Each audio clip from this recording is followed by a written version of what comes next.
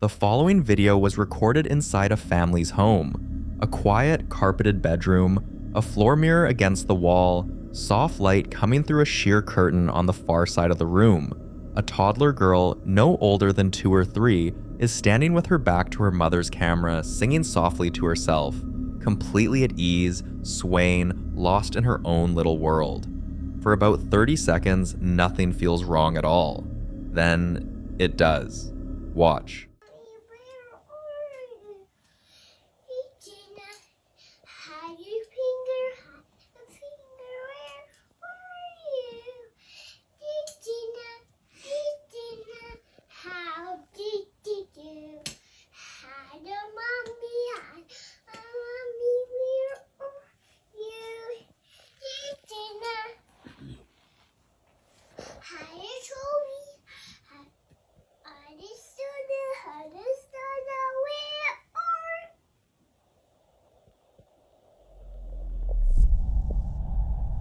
What's wrong? Mommy, what's here? No one's here. What happened? It's cute. You scared?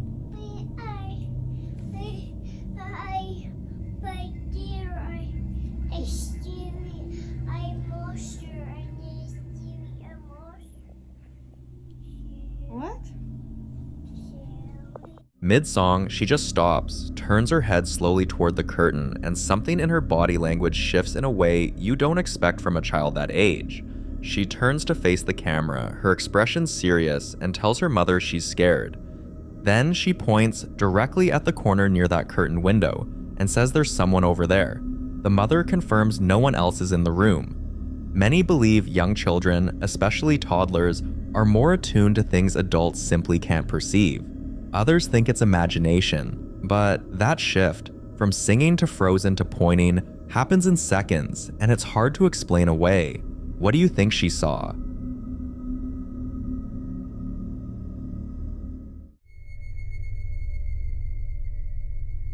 Now, in this next clip, a young woman is resting inside her apartment late at night when something in her room sends her into a full sprint out of the building, and she doesn't stop until she's outside on the street, gasping, hands shaking, camera rolling.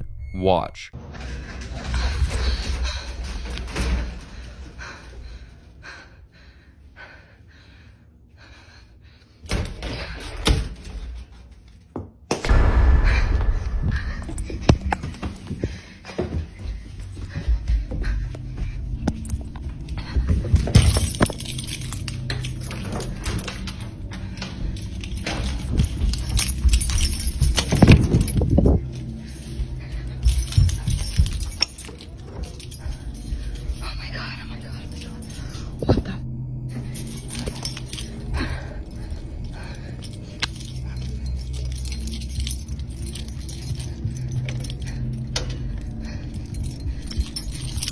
Oh my god, I think there was something in my room. I don't know.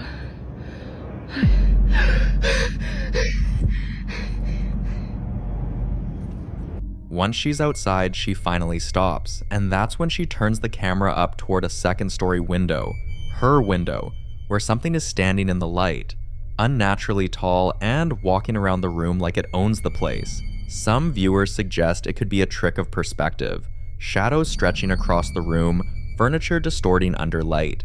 But that explanation struggles to account for the movement, the way the figure moves, the way it carries a form that doesn't break apart like light usually would.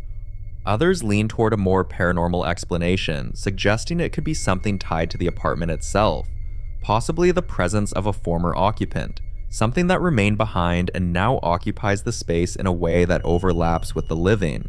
But even that theory raises questions, because the height of the figure doesn't quite align with something familiar or human, making it feel less like a lingering presence and more like something entirely different. And that's where the discomfort settles in, because whatever she ran from didn't follow her out. It stayed behind, moving inside her apartment as if it had every right to be there, but with no further updates and no explanation that confirms what she saw or what remained in that room after she left. This encounter continues to sit in that space between possibility and uncertainty, with no clear answer in sight.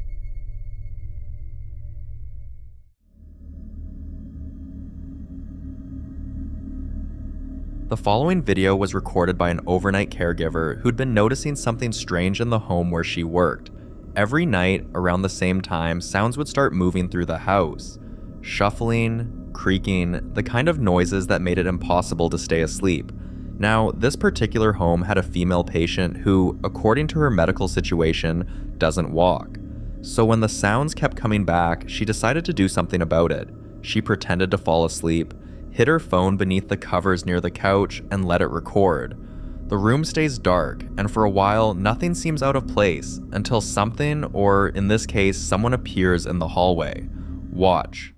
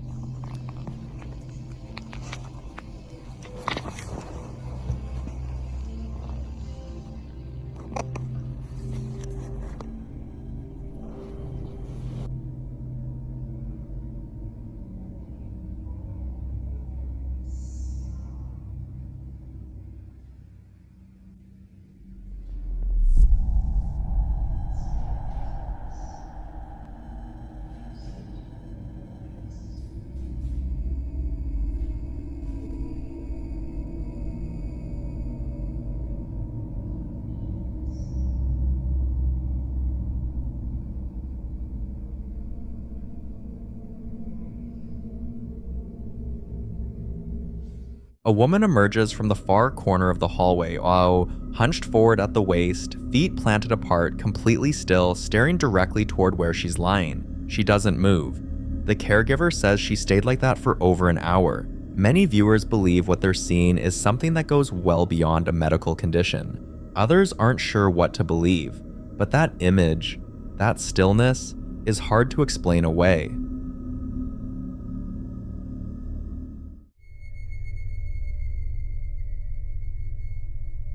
Now, in this next clip, a mother named Cora is dealing with something that's been shaking her household for a while now. Her young daughter has been suffering from night terrors so severe that the family has decided to move. It's the middle of the night, just past 2:42 a.m., and after her daughter woke up screaming in distress, Cora got out of bed to walk her back to her own room. The child is quiet now, but that silence feels heavier than the crying did. As Cora follows her daughter down the dark hallway and into the bedroom, she notices something that stops her mid-sentence. Her daughter has gone completely still, staring at the far wall without saying a word, then starts to cry. Watch.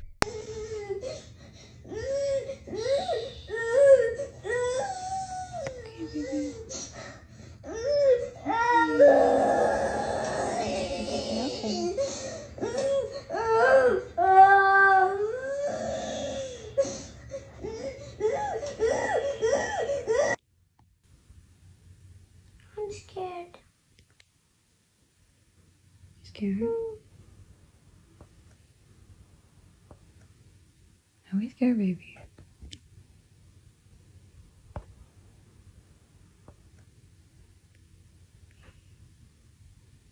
Come on, here, pickle.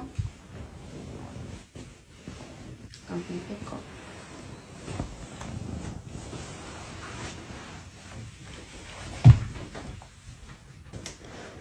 Come on, pickle. It's okay. There's the vent right there, baby. See? The vent pushes the door. You're fine, okay? Are you a big girl? You're scared, just remember. Baby Lenny's here, Mommy's here. We're all gonna be together in the same house. It's gonna be okay. Let's go to bed.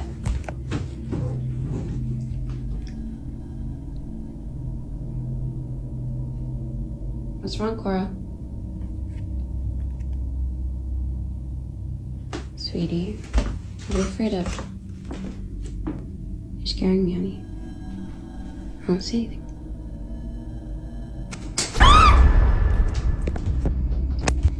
The window suddenly closed violently, and there was no wind, no storm, or anything else that could explain the force.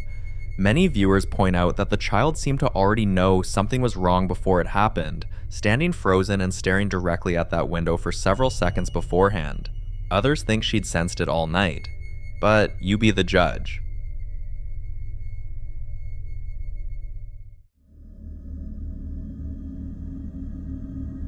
The following video was recorded by a man working a night shift at what appears to be an industrial or commercial facility, and from the very first few seconds, something about the way he's filming makes it clear he already knows he isn't alone. He's shooting from a hidden position, wedged behind a door frame, camera trembling in his hands. Watch.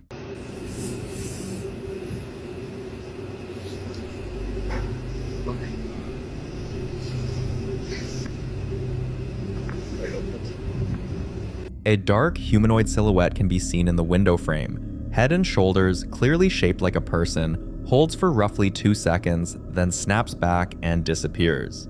Whatever he just saw, he's seen it behave this way before, and that alone makes this unsettling in a way a single random anomaly never could be. Some viewers think it's a person hiding and taunting him, but others point out the figure's movement is too fluid, too deliberate, and that the darkened shape doesn't quite match the proportions of anyone who should be there. That question doesn't get answered because the same man, or someone connected to this location, ends up back on camera again later that same night, this time inside a security room, checking the monitors, clearly shaken by a fresh round of sounds he can't explain. Loud knocking and banging echo from just outside the room, but every camera feed shows nothing. He moves into an adjacent locker room and sets his phone on the floor. Watch closely.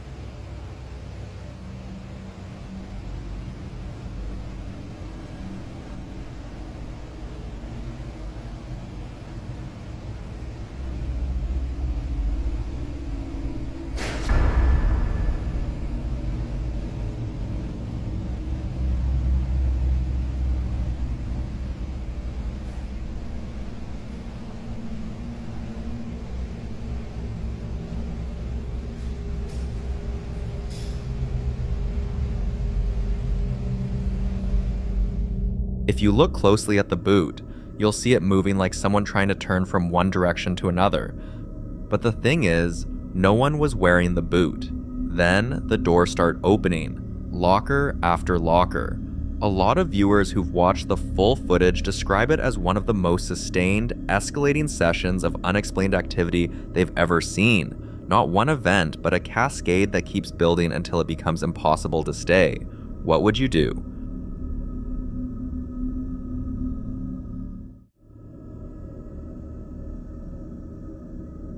The following footage was captured by the security camera in Jorge Cruz's house. During a quiet night, everything is still for several minutes until this happens. Watch.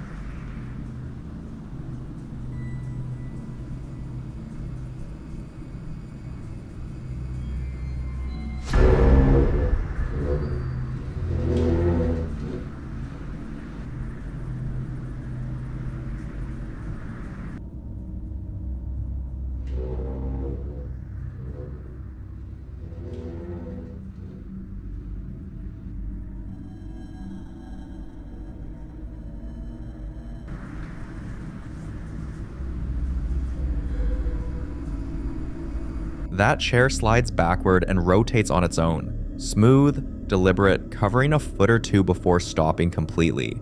Then a shadow moves across the room, but there's no one in the room. Some viewers believe it's consistent with a residual presence, something that doesn't know the space is empty and is simply continuing to interact with it. Others aren't convinced and point to the possibility of a wire just outside the camera's frame. Now, Jorge Cruz decides to try something he's been told might help with the activity inside his home, lining the doorway with salt to keep whatever's there from crossing through. He explains the plan directly to the camera, pours a thick, unbroken line across the threshold, then turns the lights off and waits.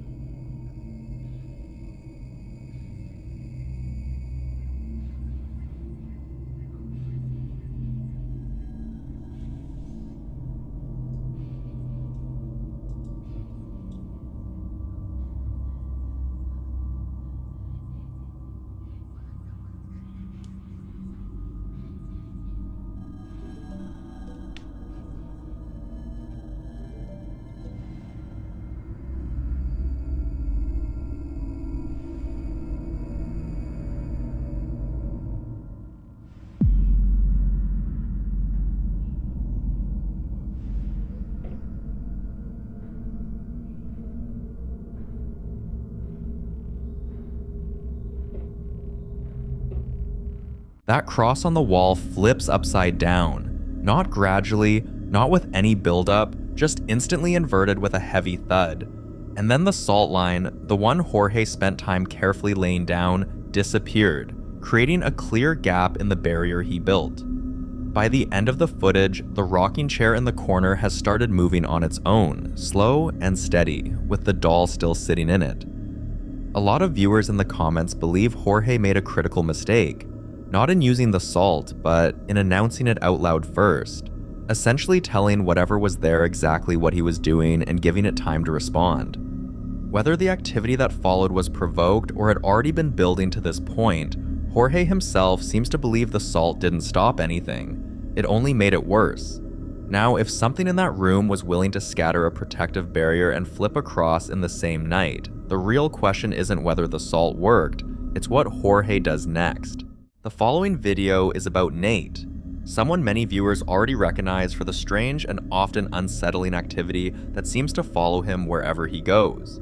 Over time, people began pointing something out to him, that he might be giving whatever it is too much attention, and that constantly reacting to it could actually be making things worse. So he decided to try something different. He started ignoring it. No reactions, no engagement, just going about his day like nothing was there. But that didn't last long because one morning, this happened. Watch. Alright, so you people tell me to ignore things, so...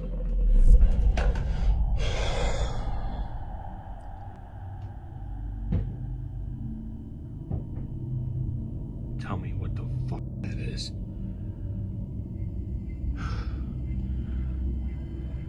I have... things going on in here and in the bathroom right above me, or some upstairs above me at the same time. But, you know, I'll just ignore it. And it's not as simple as people think, unless people experience these things. Then it's not as easy as just ignoring it when the shit happens to you.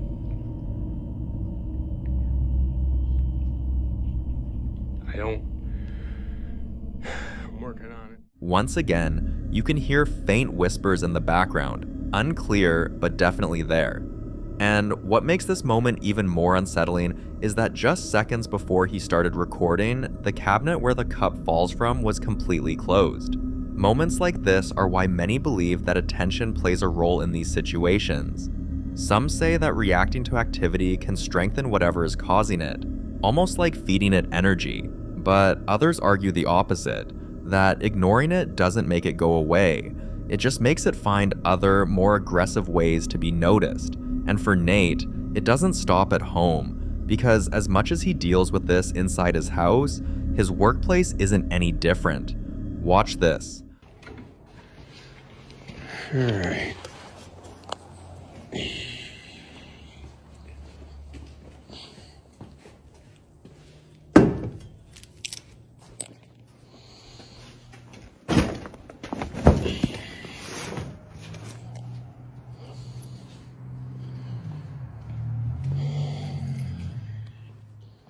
Good morning, ghosts.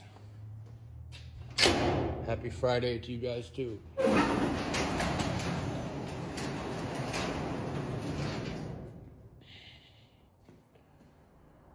Well, I don't really see anything out of place or kind of...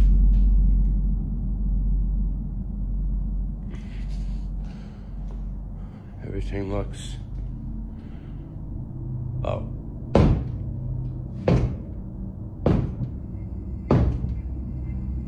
I could feel that.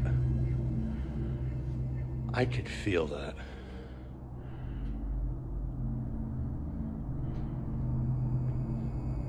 Did I offend you by saying good morning?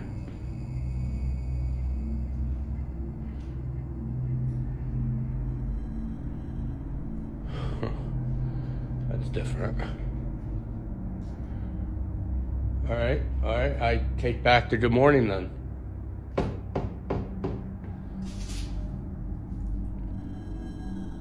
Oh, okay. We're gonna do this now.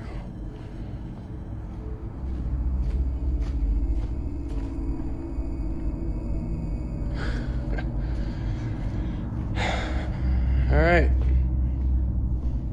I take back good morning then. Jesus Christ. Well, now the knocking on the walls has started once again. Just figure out, turn the camera on and see if I can catch it, because I mean it was every wall.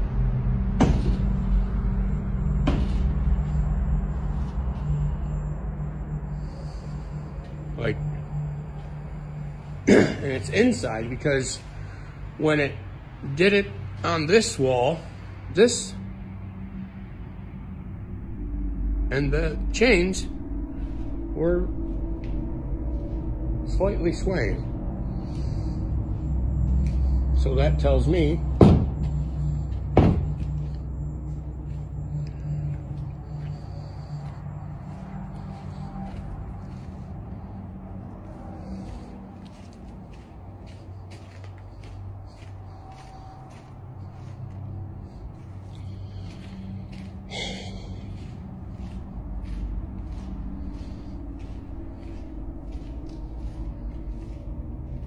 I wish I can understand what whatever this is wanted.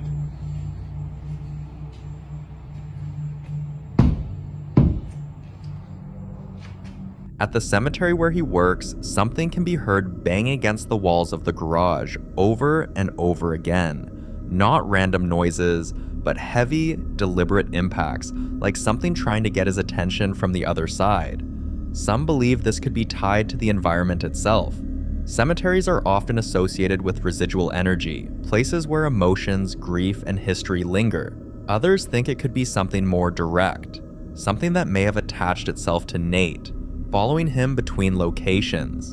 And then there's one of the strangest things he's come across at work. Watch. We have this morning. Just one. No other ones. Just one single claw print or weird handprint fingers are super long. They look a little sharp on the edge, like small scratches underneath. And there is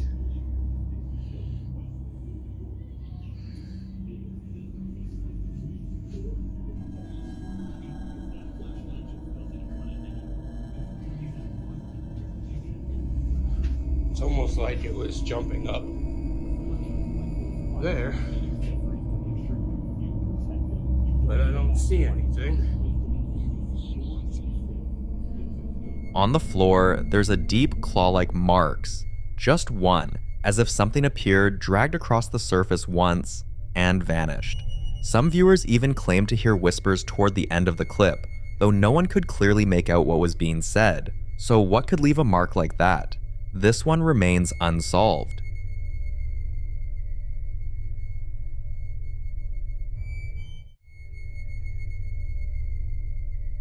In this next video, a father shares an experience that completely changed the way he sees his own home. For some time, there had been small things he couldn't fully explain, moments where he thought he heard movement late at night, or faint sounds coming from parts of the house that should have been empty. Nothing too obvious, just enough to make him uneasy, but not enough to convince himself something was wrong, until one night, he suddenly woke up to the sound of his son crying, not a soft whimper, but the kind of crying that makes you get up immediately. Without thinking twice, he rushed out of his room to check on him, but something didn't feel right, so he decided to check the camera.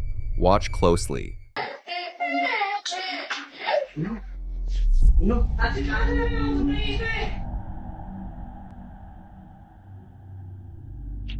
Good.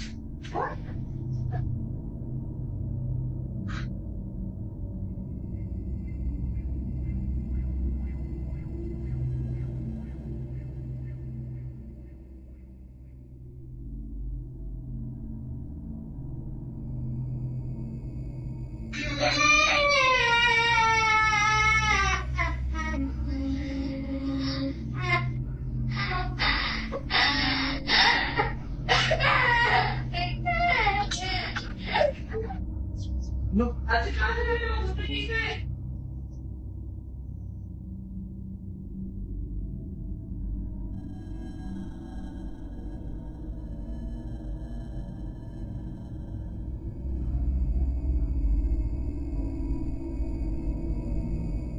You can hear it clearly, a child crying, but then something else happens. A figure moves past, and for a brief moment, it looks like the shape of a child. Yet, something about it feels off. The movement isn't natural, the timing doesn't match the crying, and the presence itself feels separate from the sound. And this is where things start to get really disturbing, because when he finally checked on his son was fine. Not crying, not awake, just sleeping, which raises a terrifying possibility. Some viewers believe this could be a case of something imitating familiar sounds to draw attention, possibly to lure someone out of their room. It's a theory often mentioned in cases where voices or cries are heard, but don't match any real person in the house. Others think it could be a shadow figure manifesting briefly, using sound and movement together to make its presence known. But whatever it was, it knew exactly what would get his attention. So if that wasn't his son crying, then what was it? I'll let you be the judge.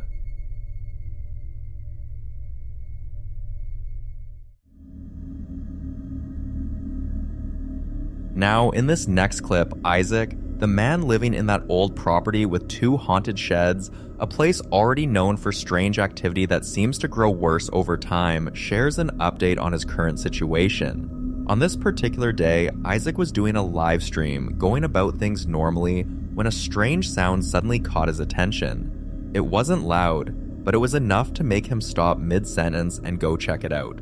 Watch this.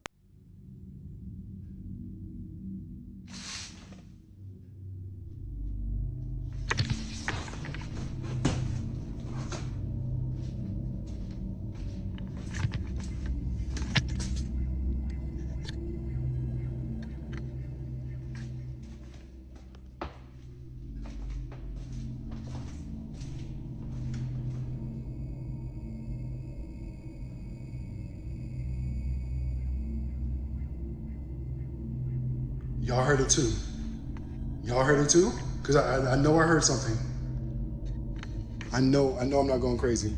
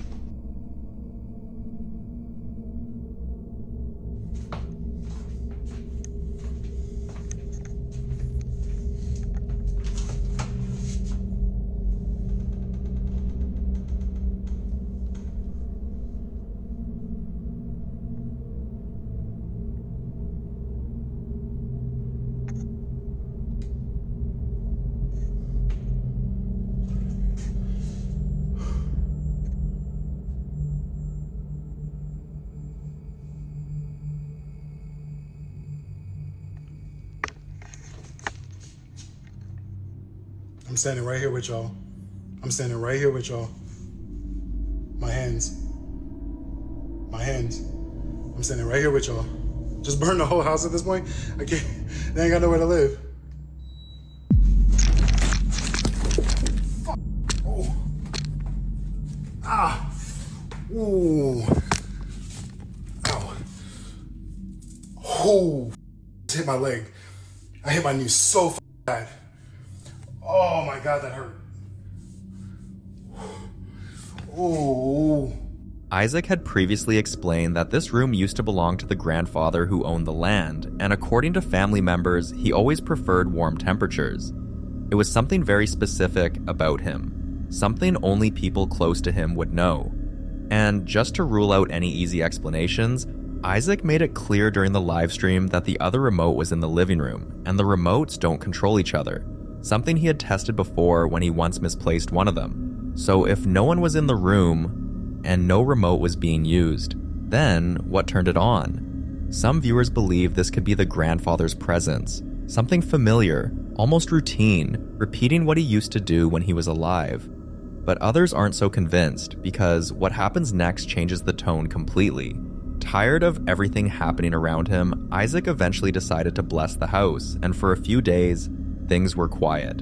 Almost too quiet, until this happened. Watch. Hey, what's going on, guys? Like I said, I've left the living room and I've officially moved into the bedroom now, and it's what the hell?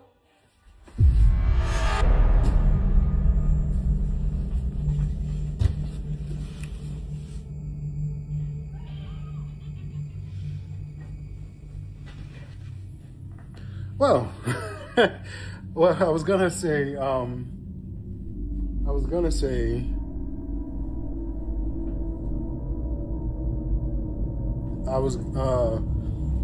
that it's been pretty calm all day. Somebody did ask me if they blessed the sheds, and the answer is no. They actually didn't. For some reason, my landlord was pretty adamant about leaving the sheds alone. We did the furthest one where the memorial is, but the one near the house and the one with the car in it, she was absolutely adamant that that would not be blessed, that would not be touched, and so we didn't touch it. I didn't ask any questions. Her reaction wasn't like mean or anything. She was just like, yeah, I don't like that's not a good idea. Almost kind of like, nah, just leave it alone type of thing. So, I mean, other than that, it's been a really good day. It's been a really damn good day, to be perfectly honest with you.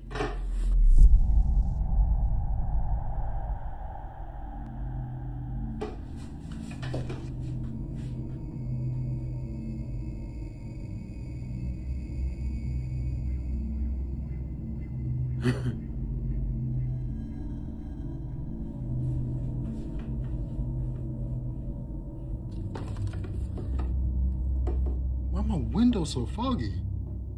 Look at this. Look how foggy my windows are. Look, these two. Can you even see it? I don't even know if you can see it. It's like mad condensation. Why is there so much condensation on my flipping window?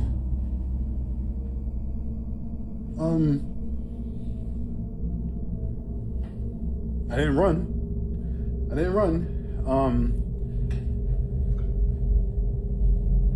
Yeah, I forgot what I was gonna say, to be perfectly honest with you, but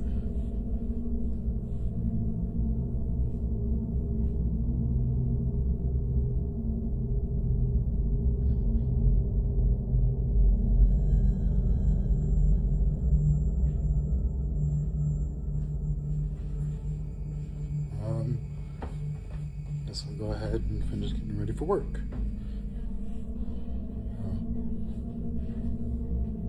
Watching Wicked while I get dressed.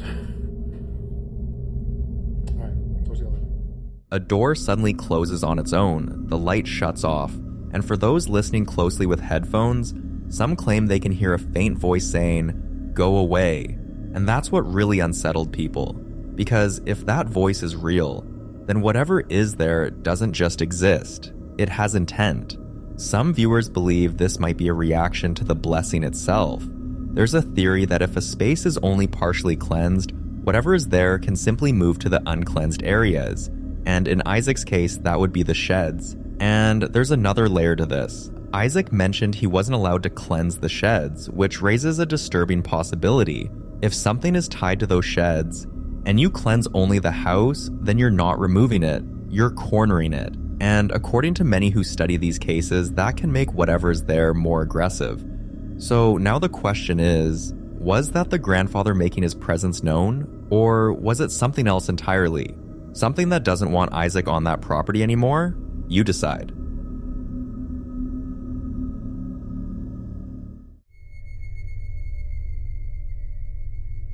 In the following video, a man named Moses and his family were on their way home one evening when his daughter insisted they stop by a small playground near their house. It was a simple request, just a few minutes to play before heading in. Reluctantly, he agreed. The kid played, laughed, and enjoyed the quiet moment. But as time passed, something about the place began to feel off. The kind of uneasiness you can't explain, like being watched without seeing anyone. Then, just as they were about to leave, Moses saw it clearly. Someone was there, hiding. He turned his camera toward a nearby tree and started calling out, asking whoever was there to show themselves.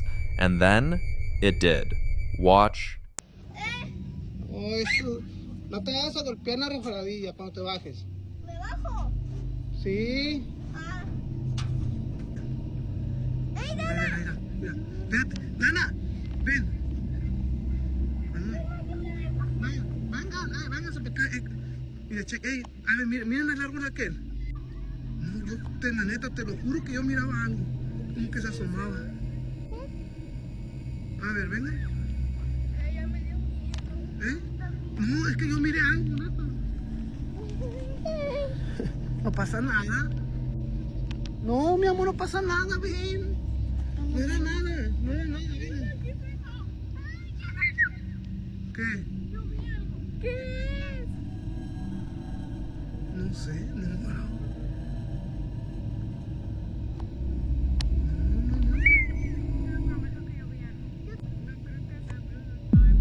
Irga, sí se miró.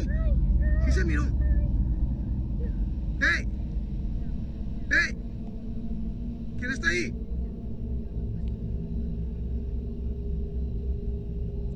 Yo sí miré, alcancé a ver algo. Mira, ¿te checaste? ¿Viste? A ver. Oh, mira. ¿Qué es eso? Ay, no.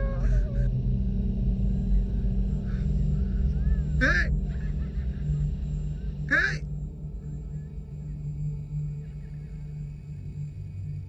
¡Lujo! ¡Asómate!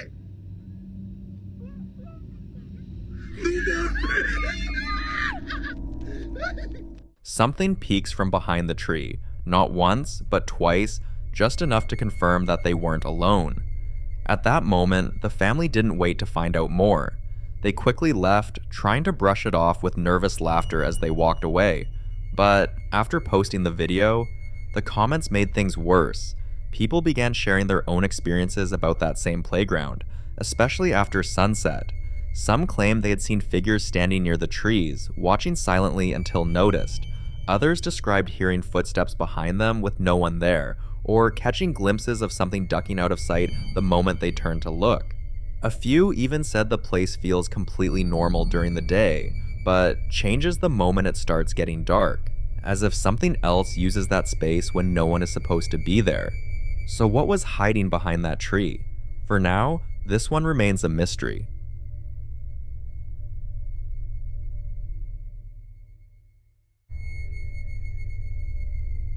In this next video, Chris and his wife are trying to finally settle an argument that's been going on for a long time.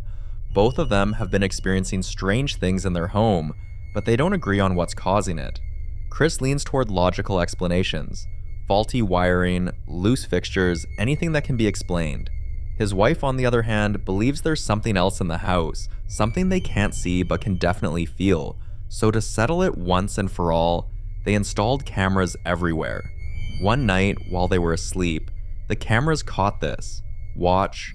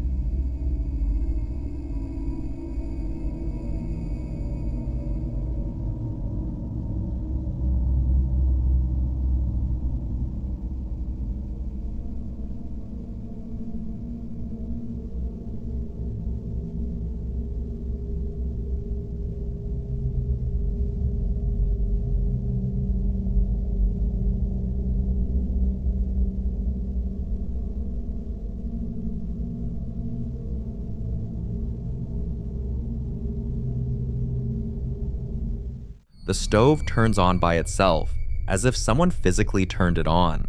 Up until this point, many viewers believed the activity in their home might be tied to something harmless, possibly even a child's spirit, especially based on earlier clips where objects were lightly moved or knocked over. But after seeing this, people started to think differently, because this isn't just movement. This is dangerous. Something that could have easily caused a fire. And that's why some believe this might not be something playful or harmless anymore, but something more aggressive, something with intent. And for a while, all the activity seemed to center around one place, the kitchen. Take a look at this.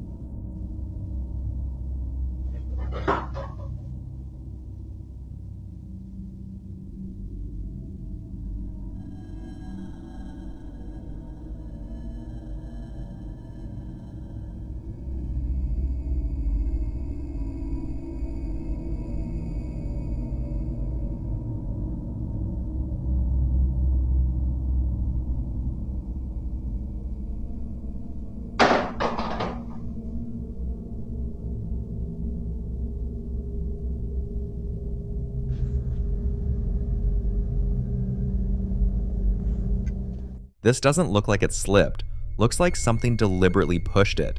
According to Chris, this has become part of their daily routine. They go to bed with everything in place and wake up to the kitchen in complete disarray, cabinets disturbed, items out of place, forcing them to clean up every single morning. At this point, it's no longer about whether something is happening. It's about what is doing it and why the kitchen. What do you think? The following video was captured by a group of ghost hunters who decided to explore an abandoned house after several reports suggested something dark was attached to the property. From the moment they stepped inside, they described the atmosphere as heavy, tense, and almost hostile. The kind of place where silence doesn't feel empty, but watchful. Believing the presence to be malevolent, they began praying, hoping to protect themselves and possibly force whatever was there to reveal itself. But according to many paranormal beliefs, prayer doesn't always bring peace. Some say it agitates negative entities, almost like shining a light on something that wants to stay hidden. Watch what happens next. Bun. Ești sigur? Da. Hai, uite acum zic. Ia. Cred în bunul Dumnezeu, Tatăl Altotțiitorul, Făcătorul cerului și al pământului. Oprește-te, oprește! Băi, Alin, uite alea cum fac bilile toate trei.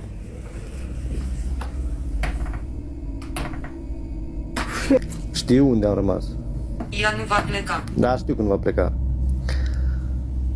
Tatăl Altotțiitorului, Făcătorul cerului și al pământului, care pretutindeni a ieșit pe toate le împlinești. Vistierul bunătăților și dătătorule de viață, vino și ne slăzășluiește întru noi și ne cu toată închinăciunea. Băi, nebunilor, băi! Fai de capul meu!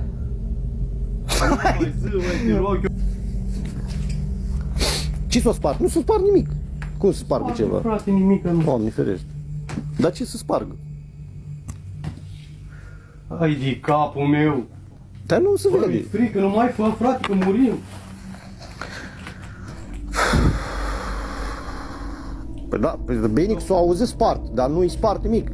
Deci vă asigur eu că nu-i spart nimic. Ce să fie spart? Dau arda aici pe mâini, că nu e jali, măi. Viewers believe this reaction suggests the presence felt threatened, not comforted by the prayers. Others argue that prayer can act as a form of confrontation, drawing attention from entities that feed on fear or resistance. Whatever the case, the timing is hard to ignore, but until we get more updates about this house, this remains unsolved.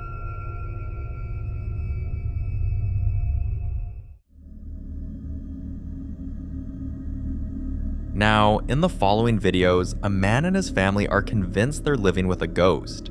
In fact, they've gone as far as giving it a name, Ghost Malone, a playful nod to Post Malone, because according to them, the presence feels calm, relaxed, and non-threatening. They say things move around their house almost every night, especially toys, but insist it has never tried to hurt them. Still, many viewers can't help but ask the same question. How long does a spirit stay harmless? Take a look at what a typical night in their home looks like. It's 3:30 in the morning. I swear on my life. For freaking toy cars. Oh, you've got to be kidding me. No. No, sir. No, ma'am. I'm not gonna lie. I don't know whether to wake Elizabeth or somebody call Justin Nunley or an exorcist. I don't. I mean, I'm not scared, but I'd be lying if I said I wasn't shaking. So I'm just gonna leave it there till the morning for Elizabeth to come play with it. And it's not electronical, y'all. There ain't no damn motor in that thing. I feel so weird and out of place right now. I don't know if it's still there. To be truthful, I'm thinking about just leaving Elizabeth in Revelation and going somewhere for the night. I don't know what to do. Let's check on it. You still there? Pirates of the Caribbean's getting good. I'm not scared. I'm just kind of freaked out because, like, It's friendly. Hasn't thrown it. What immediately stands out is the toy car. It has no batteries, no electrical components, and yet it moves on its own. Some viewers tried to brush it off as coincidence, uneven flooring, or leftover momentum, but those explanations quickly fall apart when you realize this isn't a one-time event, and it's not just one toy. Similar things have happened repeatedly, and after seeing this clip, many people weren't convinced that whatever was in the house was truly harmless. Some believe genuinely good spirits are rare, and when they do exist, they don't usually interact directly with the living. Concerned viewers suggested the father try certain cleansing methods to see how the presence would react, a way to test whether the entity was truly peaceful or simply pretending. So the next morning, he followed some of those suggestions. Watch what happened. I actually fell asleep, and this is what I woke up to. Elizabeth. Baby. Hey. Goodbye. Okay, no, for real, like, so what are we doing? Oh. Okay. Are you... Somebody said salt. Hold on.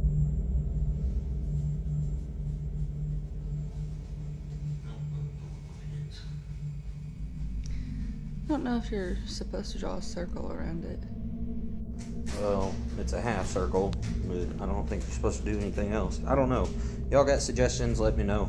Instead of focusing on the fact that the holy water, salt, and prayers didn't seem to drive anything away, viewers noticed something far more disturbing. If you look closely at the doorway, you can see what appears to be a small, childlike figure standing completely still. That single detail sent chills through the comment section, but that raised another unsettling question. Why did the cleansing attempt seem to have little to no effect? Well, things escalated beyond toys. Watch this. Are you there? Yeah, I thought so. Okay. Well, that's one of the things that I've discovered. Whenever the house goes quiet, all he has to do is ask, "Are you there?" And something moves in response. At that point, many viewers said it could no longer be coincidence. But what troubled people even more was the interaction itself. A lot of paranormal believers warn that acknowledging a spirit gives it energy. Others say responding invites it closer, strengthens its presence, or even allows attachment. Despite all of that, the family continues living as normal, still convinced it isn't dangerous. One night, they didn't only check if it was there, they tried to communicate with it. Watch closely.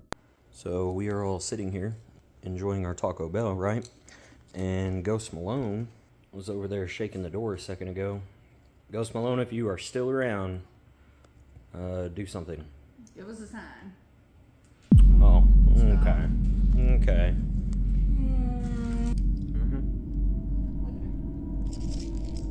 Nonchalant. Alright, so ironically, I'm watching Ghostbusters, right? Ghost Malone, Ghosty. Yo. Are you kidding? Alright, so I've been asking Ghost Malone some questions. Okay, so one time if you're there, 2 times, or I guess no times if you're not. Definitely there, okay. Are you friendly? Okay, okay. Do you like Ghostbusters? No? Okay, do you like movies? Okay, okay. Alright, just on Ghostbusters, I guess it's insulting. Are you here to cause harm? Okay. Okay. Man, I wish I knew Morse code. We'd try that. Are you an older spirit? Okay, but not a bad spirit. Okay. Is there more than one of you? Okay. Many believe dark entities don't reveal their true nature immediately. Instead, they appear calm, friendly, even playful, a tactic often compared to the Annabelle doll, which was first believed to be harmless before far darker activity followed. Because of this, viewers are increasingly convinced that whatever this entity is, it may be growing stronger, not kinder. People urge the family to stop interacting, cleanse the home thoroughly, and protect themselves before things escalated further, but none of the things happening bothers them. Take a look. So a couple weird things have happened tonight, like my mom's painting over there has moved. And Ghosty, Ghost Malone, you there? Don't judge the trash. It's trash day. Ghosty.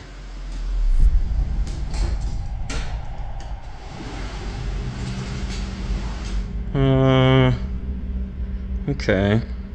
Maxie, what was that? Huh? So we're sitting here.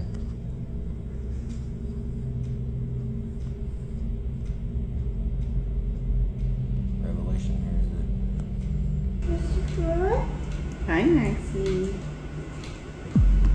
It should also be noted that we've had several offers from paranormal people to come here and whatnot. We're down, but there's been a few of them that are private profiles, minus the big ones you guys have suggested. Nobody's reached out, but I don't know. I might take offers for people to just come stay the night so you can see whether it's real or not for yourself.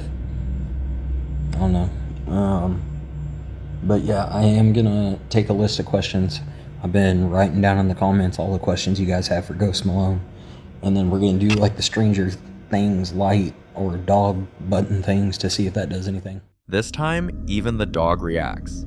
As the playpen moves, the dog retreats into its cage, a response many believe animals only show when they sense something threatening. According to viewers, a presence strong enough to move objects, frighten a dog, and respond intelligently isn't something to take lightly.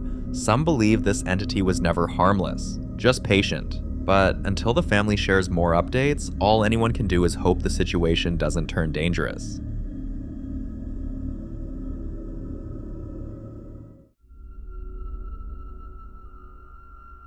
Now, in this next video, a guy who goes by the username Mosh moved to Appalachia, and according to him, he hasn't had a single peaceful moment since. Appalachia is one of those places people constantly warn you about. Dense forests, winding back roads, long stretches with no cell service, and generations of folklore that all seem to agree on one thing. If something calls out to you out there, you don't answer. Many believe the land itself holds onto things that don't like being disturbed. Mosh has been documenting his experiences both inside his home and outside, and in several of his earlier videos, paranormal investigators and longtime viewers suggested he might be dealing with what are often called jokester spirits, entities that don't immediately harm you, but thrive on fear, confusion, and reaction. They mimic sounds, footsteps, and voices just enough to make you question your sanity. One night, while walking, Mosh suddenly got the overwhelming feeling that something was following him. Not just a sound, but a presence, staying just out of sight. Trusting his instincts, he checked the camera he installed in the house and saw this. Watch.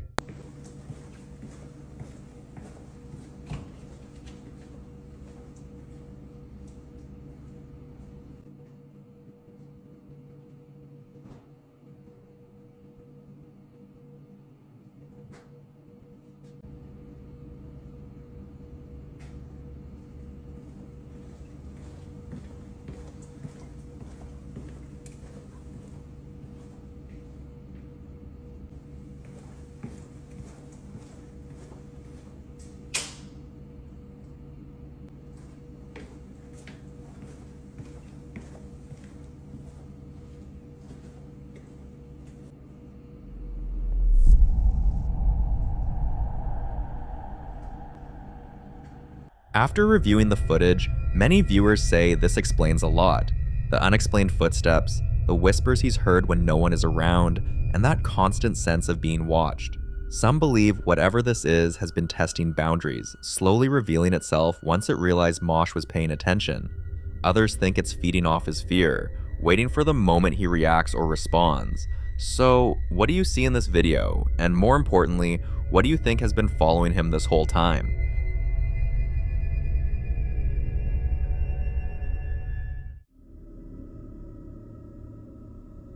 The following video is shared by a man who had previously documented how everything in his apartment changed the moment he brought home a set of old toys.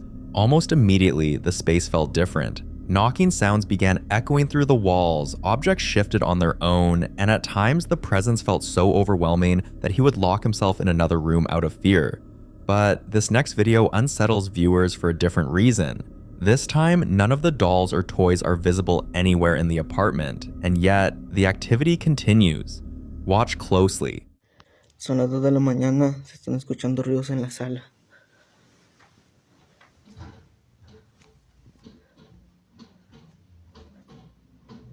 Están moviendo la silla, raza. La madre.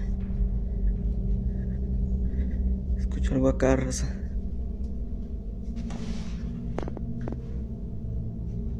Tumbaron el desodorante.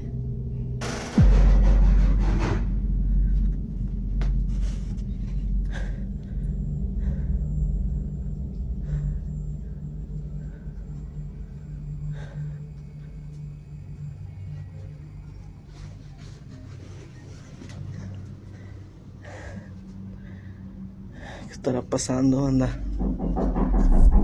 Madre.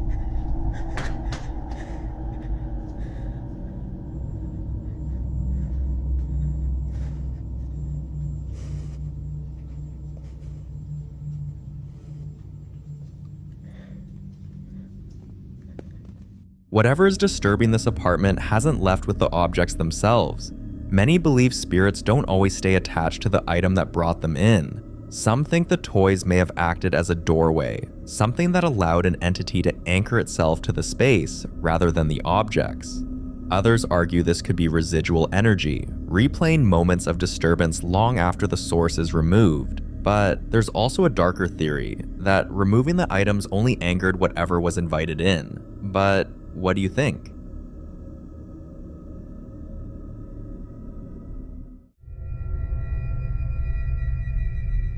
Now in this next clip, the popular Midwest ghost hunter Ian investigates the Mabel Tainter Memorial Theater, a location widely considered one of the most haunted places in Wisconsin. The theater was commissioned in 1889 by Captain Andrew Tainter and his wife Bertha in honor of their late daughter Mabel Tainter, who tragically died at just 19 years old. In life, Mabel was deeply passionate about music and the arts, and because of that, no expense was spared in the theater's design. From its grand architecture to its detailed interior, the building was meant to preserve her spirit and legacy. While exploring the theater late at night, Ian begins taking photographs inside the theater room when he suddenly hears a loud bang echo through the building. Tracing the noise, Ian follows it to an office once used by Reverend Henry Maxson. Watch closely. That's his old chalkboard right there.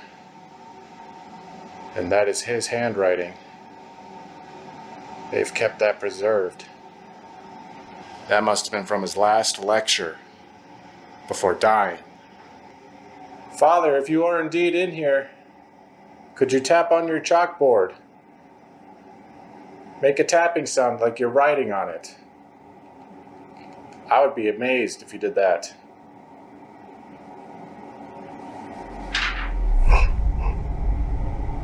What the? That sounded like paper being moved. It was on this desk. Like, whoa, you see that? Dude, look at that.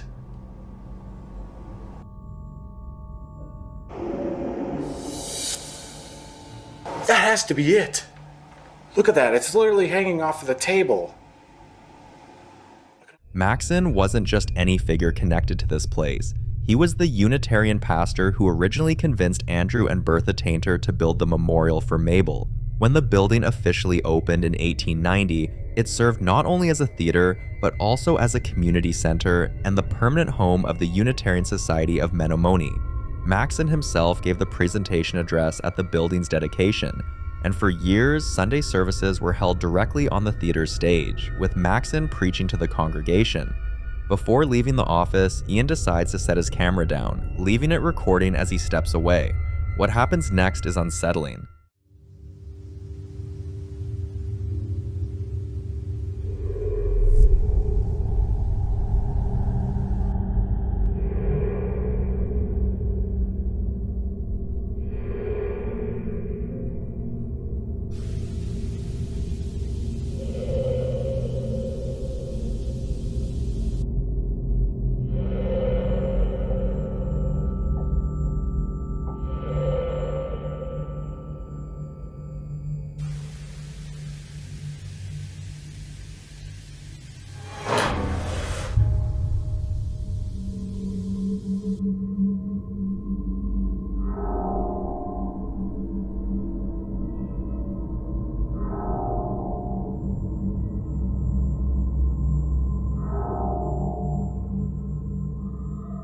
Did Ian manage to capture the ghost of Reverend Henry Maxton still sitting at his desk, tied to the theater he once served?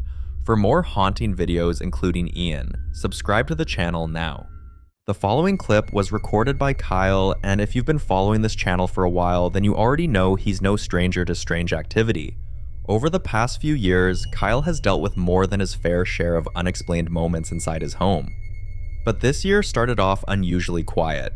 Well, that didn't last. It began with the sound of children giggling, first in the attic, then the basement. Now, whatever is in the house seems to have moved again, this time to the utility room in his garage.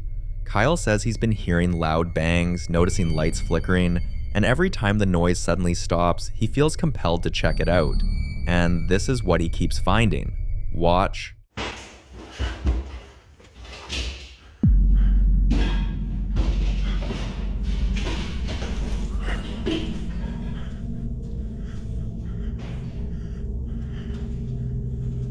What the hell?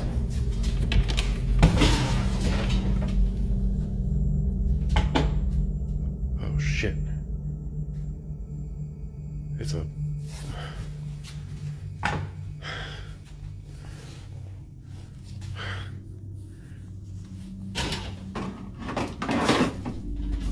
That was up there. So was this. What the fuck? I mean, there's no animal in here. I'm scared out of my mind. I was in the kitchen. I just started hearing the craziest commotion out here in the garage, and this is the result. There's no raccoon in here or anything. I mean, there's nothing that could have done this. Whenever Kyle opens the door, the room is in complete disarray. Items scattered, things knocked over, yet there's no one there. At first, Kyle wondered if it could be an animal, but that theory quickly falls apart. What kind of animal could create that level of mess, reach those heights, and still leave no signs behind? And animals don't usually cause electrical interference, so why was the light flickering? Until Kyle shares more updates about what's happening in his home, and whether the activity spreads even further, this situation remains completely unsolved.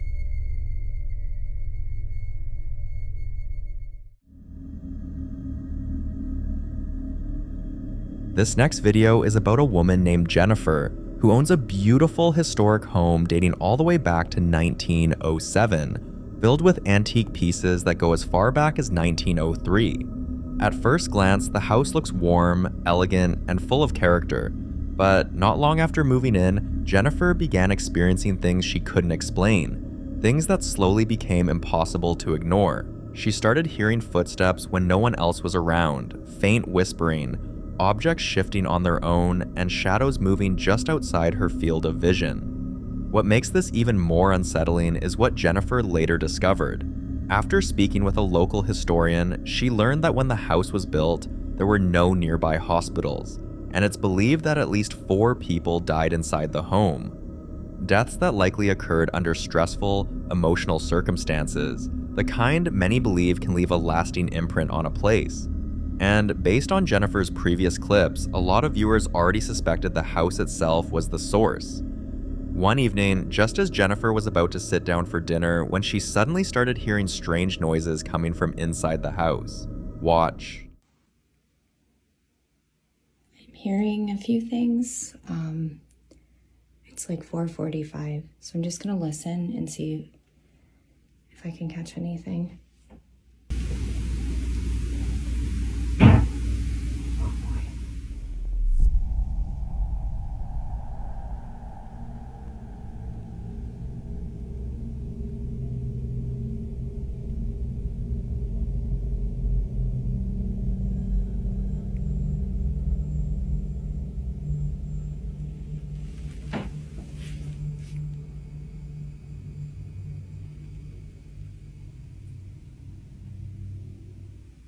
Okay, I thought I just heard music.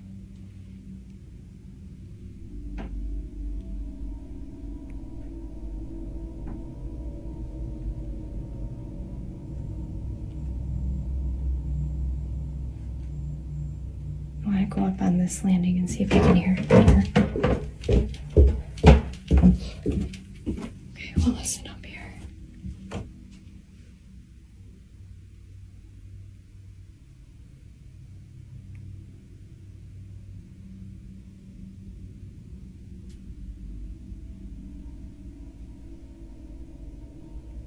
seriously feel like I'm hearing people like have a conversation.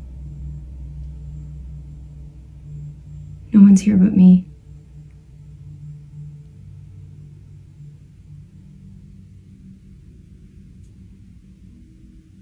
Oh my gosh. I'm hearing movement down there. And then I heard something up here.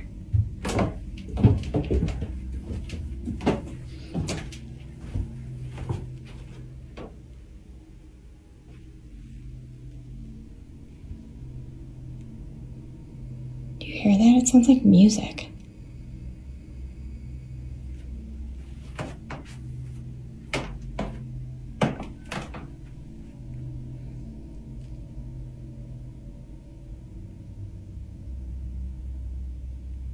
Well, it's the usual dinner time activity. I'm gonna play it back and see if I caught anything. What makes this clip so disturbing is how much people claim they heard. Some say there's soft humming, others hear a loud knock, while many insist they can clearly make out a man's voice saying, "I'm fine." A few even believe they hear faint music, and the most chilling part, none of these sounds appear to have a clear source. After watching the clip, people couldn't agree on one explanation, only that something about it doesn't feel right. What did you hear? And do you think this house is holding on to the past, or something inside it becoming aware of the people living there now?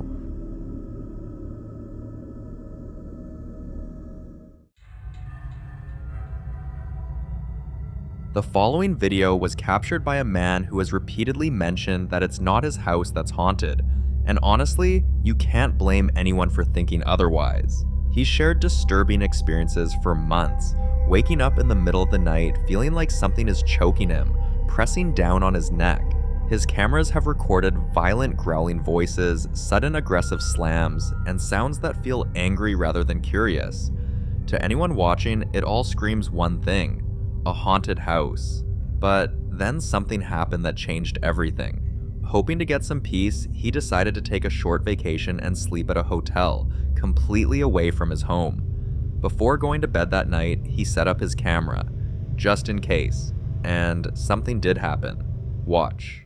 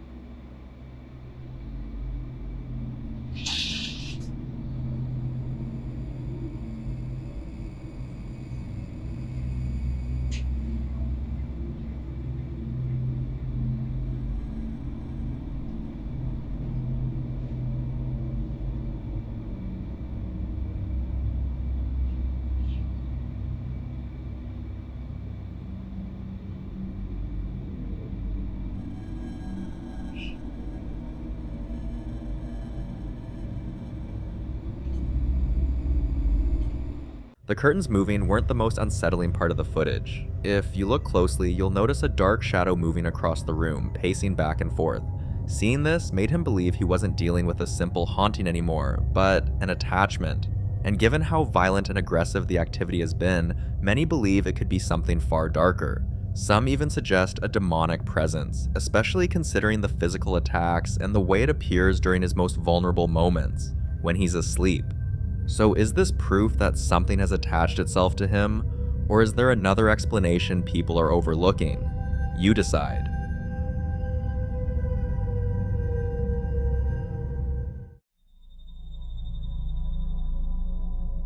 In this next video, a man had been home alone for about 4 hours when he suddenly heard a voice calling out to him. A voice that sounded exactly like his mother's. The problem? His mom wasn't home, so who was talking? Watch closely.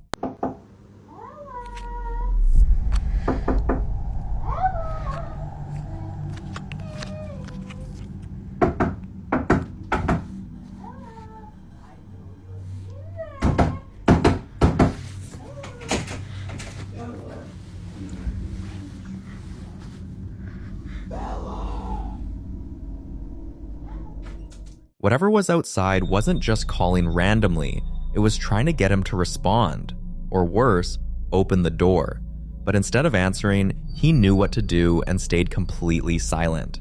When it comes to encounters like this, knowing what not to do is everything. People familiar with mimics say they often start by using a trusted voice, a parent, a partner, someone you'd never ignore. And if that doesn't work, they switch tactics. In this case, the voice suddenly changed, morphing into something far more distorted and terrifying. The calm voice is the bait. The aggressive tone comes when it realizes fear is the only tool left. The goal is to provoke a reaction, any reaction, because once you respond, some believe you've given it exactly what it wants. That's why the #1 rule with suspected mimics is this: do not answer, do not open doors, do not engage, no asking questions or trying to confirm who it is. Silence is protection. If you've ever had an experience with something calling your name when no one was there, now's the time to share.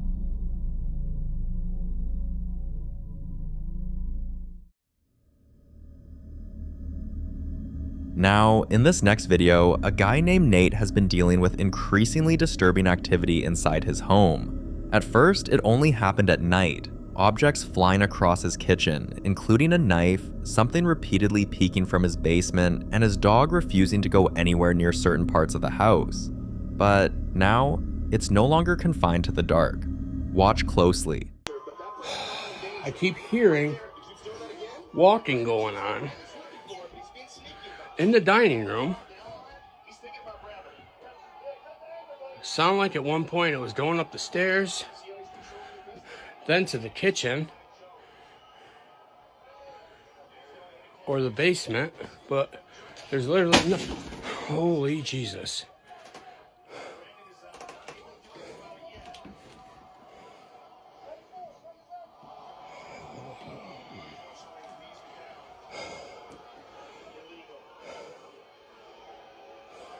Did you see it? Where'd it go? Where is it?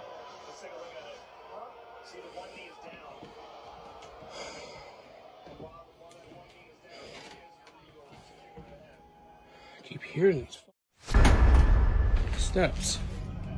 All right, that one just jumped up. That one just jumped up.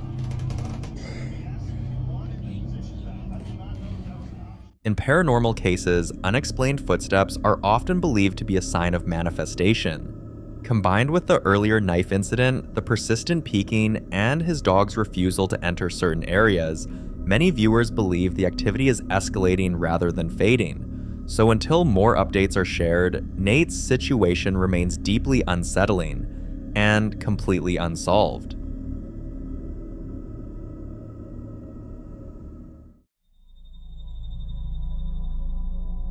The following video was recorded by a woman who says she had been seeing a shadowy figure moving through her house all morning. At first, she ignored it, watching it pass from room to room, never fully revealing itself. But after hours of this, curiosity got the better of her. She decided to follow it. Watch what happened next. What is doing that? Yeah, are you playing music for me? Are you going to do it again? Yeah, thank you. I love your music. You can keep playing. You gonna do some more?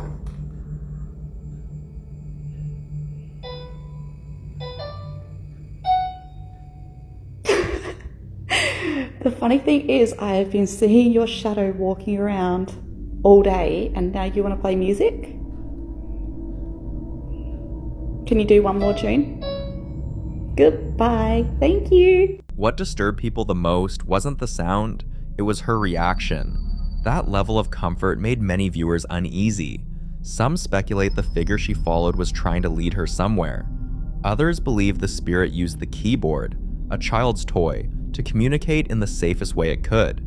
And a more troubling theory suggests something else entirely, that whatever is in the house no longer needs to, but I'll leave you to be the judge of this one.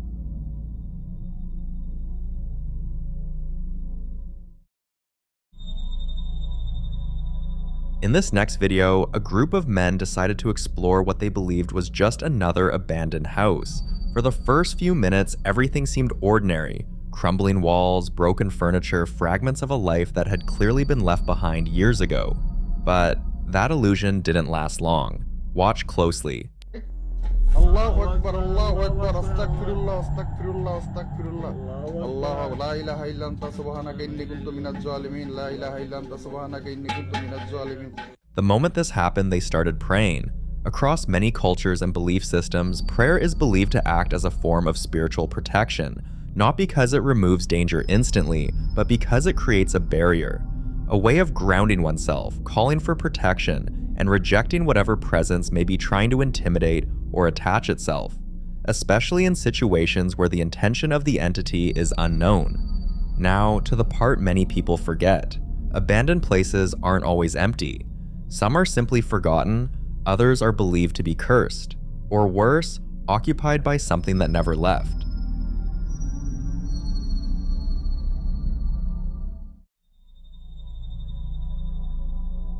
Now, in this next clip, popular Midwest ghost hunter Ian continues his investigation inside the infamous Boyd house. This time, his focus shifts to something even more unsettling: the possibility that the spirits of Fred and Minnie's children may still be present. Earlier in the investigation, Ian captured what sounded like a child's voice, and now he wants answers. Watch closely. Are you hiding? You don't have to be afraid.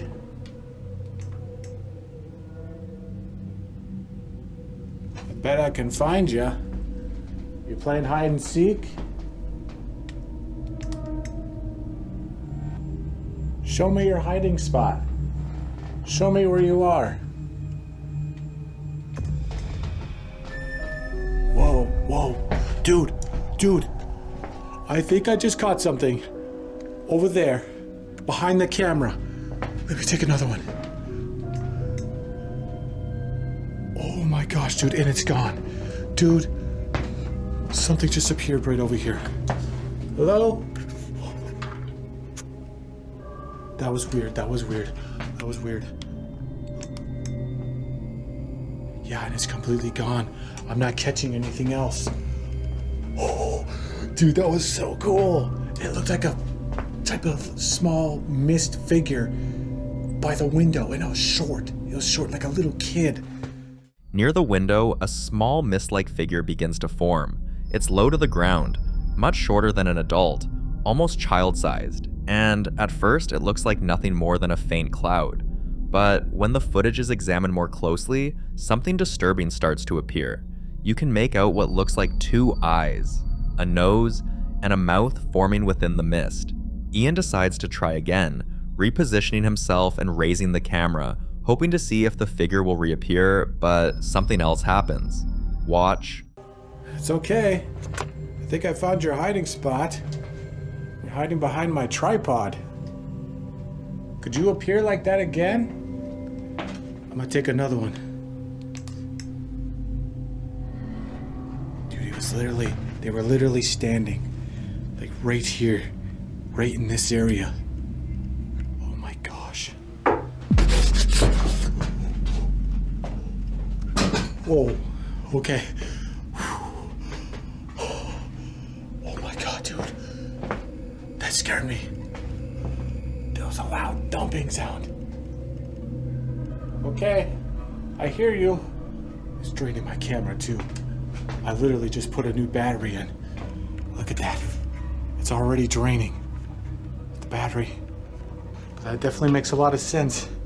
Many investigators believe that spirits, especially residual or intelligent ones, draw energy from electronic devices in order to manifest. Cameras die, batteries drop without warning, and equipment shuts down at the worst possible moment.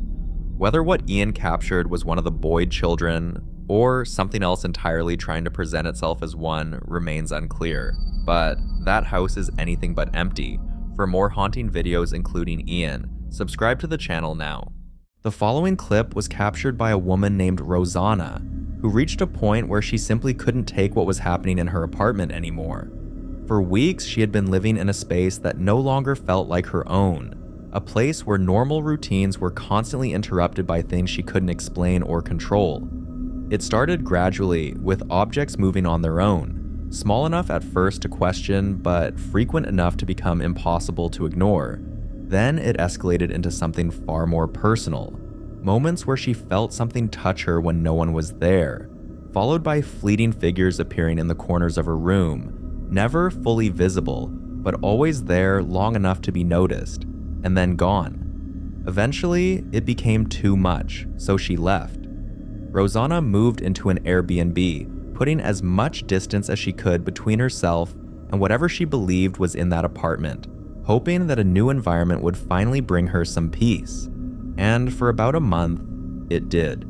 Until one night, around 3 a.m., she suddenly wakes up to something that immediately breaks that sense of calm. The sound of singing coming from inside her bathroom. Listen closely.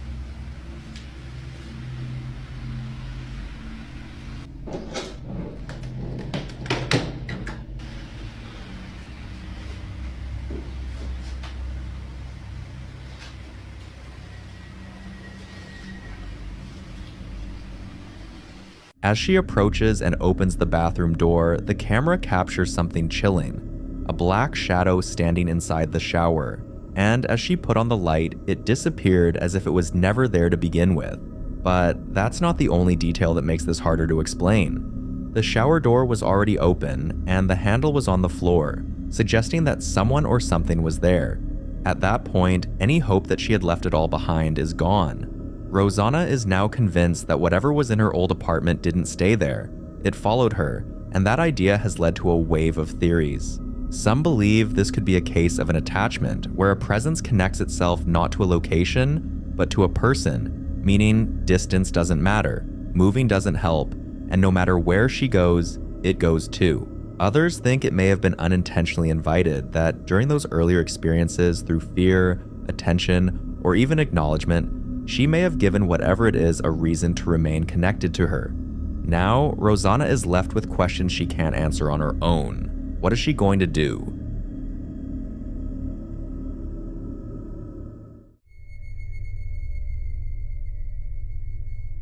In this next video, a man who has been dealing with relentless disturbances in his home finally reaches a breaking point. After nights filled with interrupted sleep, unexplained noises, and the constant feeling that he is not alone, even when every room appears empty.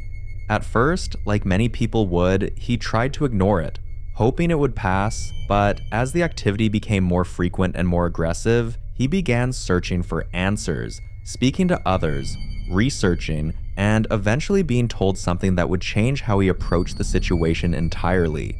According to what he later shared, he came to believe that the presence in his home was the restless soul of an extremely old man, someone who had once lived there and, for reasons unknown, never truly left.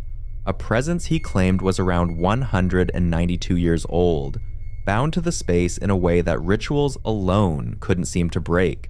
So, one night, after being woken up yet again by the familiar sound of things scattering around the house, he decided to take a different approach. Confrontation. Watch. Y 25 de la mañana, gente, allá está el reloj y le voy a mostrar cómo un alma que no puede irse a descansar en paz molesta. ¿Ven la sombra? Miren la sombra ahí. Miren la sombra ahí cómo está sentada. A las almas les gusta la tranquilidad, ¿no es cierto? O sea, ellas pueden espantar, pero nosotros no a ellas. Entonces nosotros tenemos que filmarle lo más tranquilo que podamos. ¡Dale! ¡Arriba la mano! ¿Qué está haciendo? Miren, miren, miren, se prendió la luz, se prendió la luz. No esté espiando. No esté espiando. No esté espiando. Miren, miren, miren, miren, miren, miren. Miren. Miren. Salí. A ver cuánto es lo que vale. Un mano a mano contra vos no aguanta nadie, un mano a mano contra mí, digo. Dejá de hacerte la ridícula. Tenés como 192 años y seguís asustando a la gente. ¿Por qué no te vas a sentarte en la vereda afuera? Agarrá un peine por lo menos. ¿No te das cuenta que en la sombra se te vio y tenía todos los pelos parados? ¡Ridícula! It's around 3 a.m., and before he even enters the room, he notices something that immediately puts viewers on edge: a shadow. When he stepped in and tried to turn on the light, it didn't come on. Instead, there was a strange light already present in the room, and then things started flying about before the light finally came on. But at that time, whatever was in the room had gone. Now, what has really sparked conversation around this clip isn't just the activity itself, but the decision he took. Some people believe that standing your ground in situations like this shows strength, that it can disrupt whatever is trying to create fear, possibly even weaken its hold.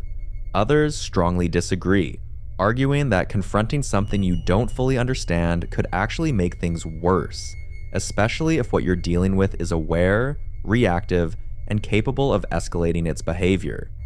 Now, this leaves a question that doesn't have a simple answer.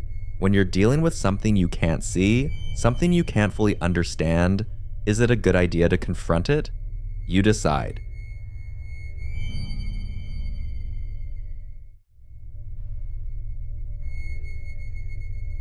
Now, this next clip is about a man named Nate, someone whose situation has been getting progressively more intense ever since he unknowingly brought something home from the cemetery where he works.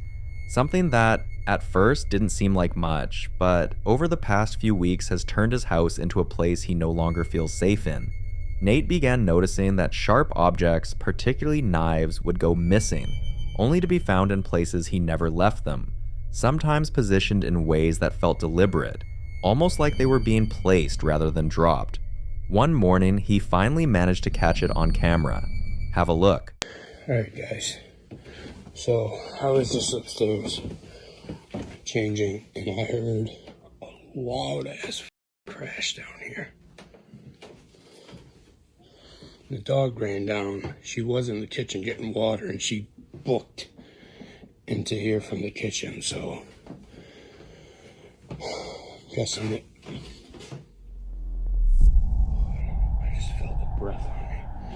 So I'm guessing it came from the kitchen.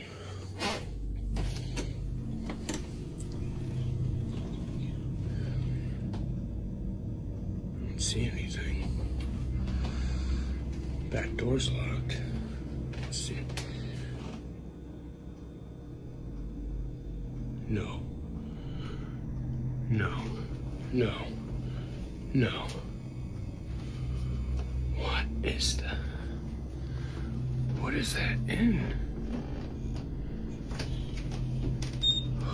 Oh, that's stock in there. Holy sh...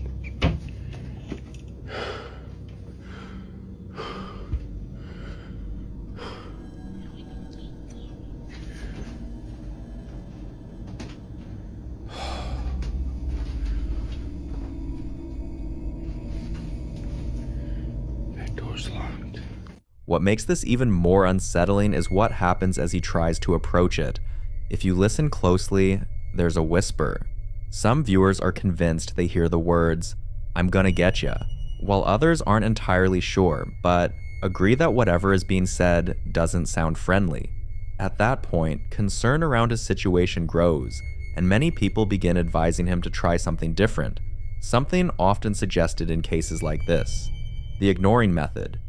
He was told to give whatever it is as little attention as possible in the hope that it loses interest or weakens over time. So Nate tries it, and later, while explaining how it's been going, this happens. So, I have been doing my best. I have been taking a conscious effort to ignore things when they start happening around the house. I will admit it's hard when they're happening like right in front of me, you know, 5 feet away from me. I do take a second to just try to catch myself before I react. I have been working with not trying to engage with it, not talking to whatever it is. When things happen, I have, like I said, been taking a conscious effort to avoid it and just ignore it. Like some of you know, I have twins coming in September, so my main goal is to clear whatever energy or whatever it is in the house. I want it, doing my best to clear it out, because I want to bring my twins home into a safe, loving environment where they don't have to worry about stuff like that. So any suggestions on what I can do to rid my house of this activity would be greatly appreciated. So if we can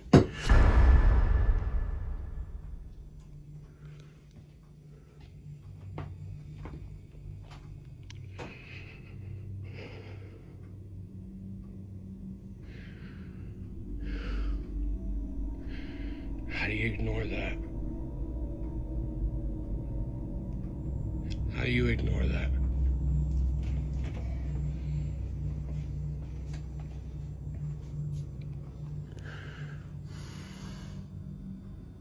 Another knife, this time standing upright, stuck straight into the middle of the floor in a way that defies normal explanation. And if that wasn't enough, there was something else.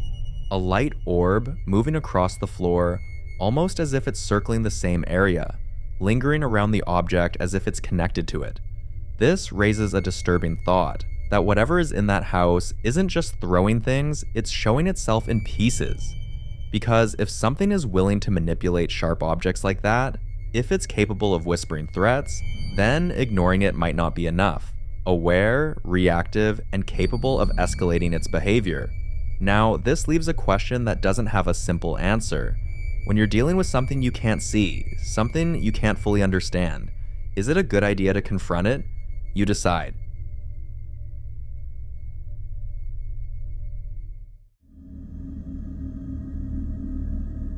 The following video was recorded during a school field trip to the mountains, and while the exact source of the clip remains unknown, it's widely believed that whoever captured it was either a student or a teacher accompanying the group on this trip, documenting what should have been a completely normal and uneventful journey. Everything about the setting feels routine, a bus filled with students, the quiet hum of the road, and the kind of casual distractions you'd expect, with people either talking among themselves or staring out at the mountain scenery passing by. Nothing about the moment suggests that anything unusual is about to happen. But, as it turns out, something else may have been there with them, or at the very least, very close. What makes this clip especially unsettling is the fact that no one on the bus seems to notice anything at all, not during the moment, not while it's happening, which means whatever appears goes completely unseen until the footage is reviewed later. See if you can catch it.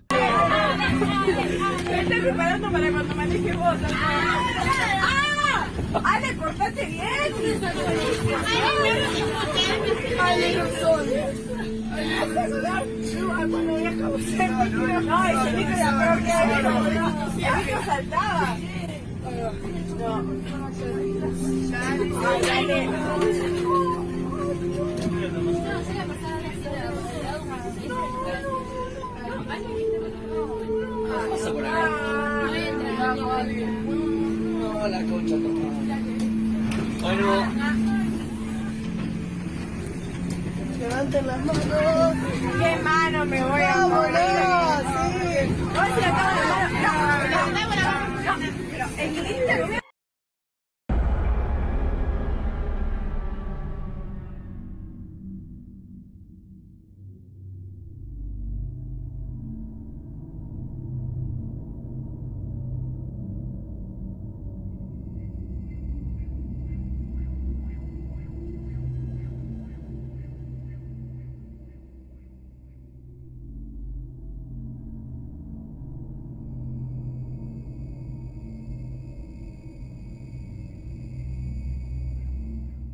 At first glance, everything seems normal, and technically it is, because nothing unusual appears inside the bus. But that's not where you should be looking. The key detail is the dash cam feed displayed on the TV inside the bus, which shows the road ahead in real time. And that's where it happens. For a brief moment, something passes in front of the bus. A figure, but not one that looks right. The movement is the first thing that stands out, because instead of walking naturally, it seems to stagger across the bridge, almost like it's limping or struggling to maintain balance. Its motion uneven and unnatural in a way that immediately feels off. Then, there's the appearance. What looks like a pair of moving legs is clearly visible, but the rest of the body isn't. If something like that can be right in front of people and still go completely unseen, then how often does something like this happen without anyone ever knowing?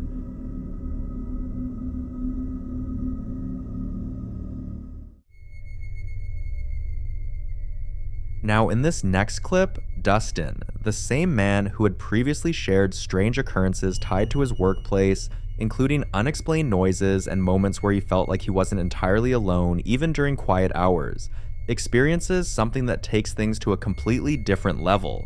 On this particular day, he's at work, going about things as usual, when he suddenly hears screaming coming from the bar area, sharp enough to immediately get his attention and pull him out of whatever he was doing. Have a look.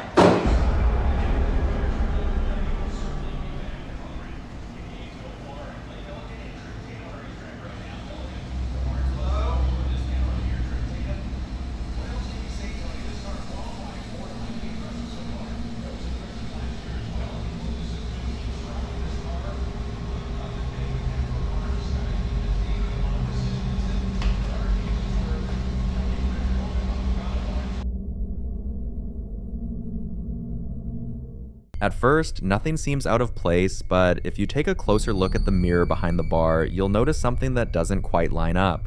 A figure passes by, and not just any figure, it looks exactly like him. The unsettling part is the timing. The reflection moves before Dustin himself actually does. Some people believe this could be a classic case of what's often referred to as a doppelganger phenomenon, where an entity takes on the exact appearance of a person, mimicking their form so perfectly that the only way to notice something is wrong is through subtle inconsistencies like timing, movement, or behavior. But, like always, you be the judge.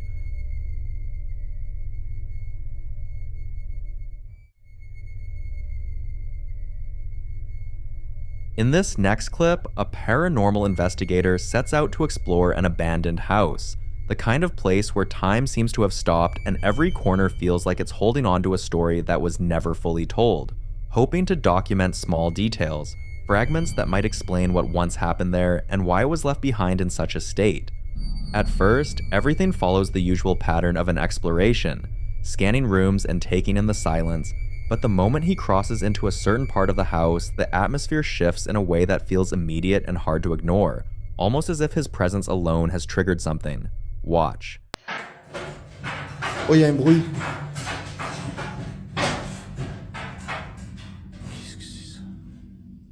Quelqu'un?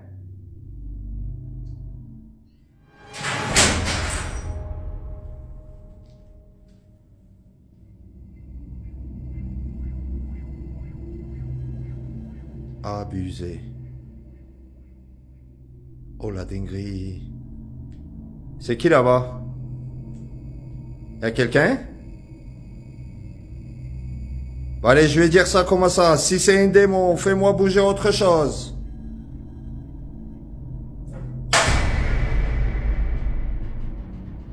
Ah, mais c'est obligé, y'a quelqu'un là-bas. Y'a quelqu'un qui se cache ici?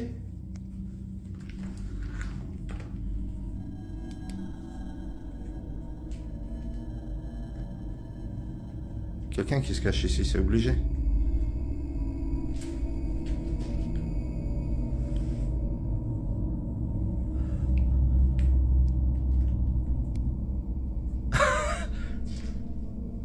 Je suis entouré par un démon?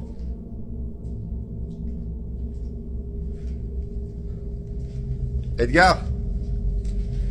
Edgar? As soon as he enters that room, there's sudden movement, and his first instinct is to assume it's his friend Edgar playing a prank to get a reaction out of him. But when he moves closer to where the movement came from, there's no one there. Trying to understand what just happened, he calls out for Edgar, searching through the structure, moving deeper into parts of the building that look even more unstable and forgotten, until he reaches another section that raises even more questions. Watch.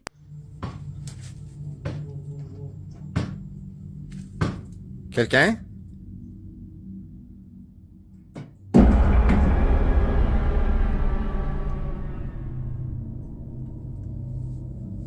Qu'est-ce que c'est ça?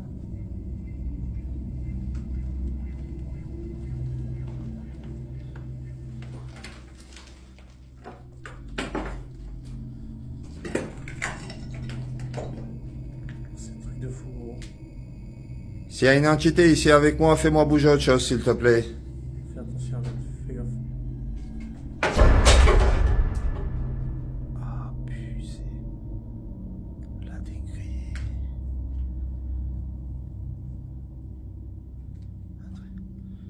Pour te rassurer, je suis là en paix.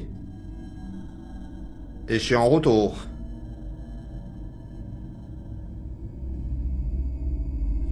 Si c'est un démon, pour confirmer si c'est toi,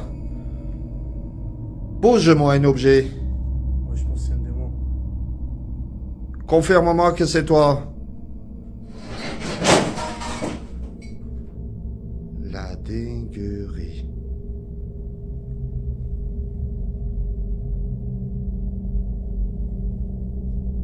Hallucinant.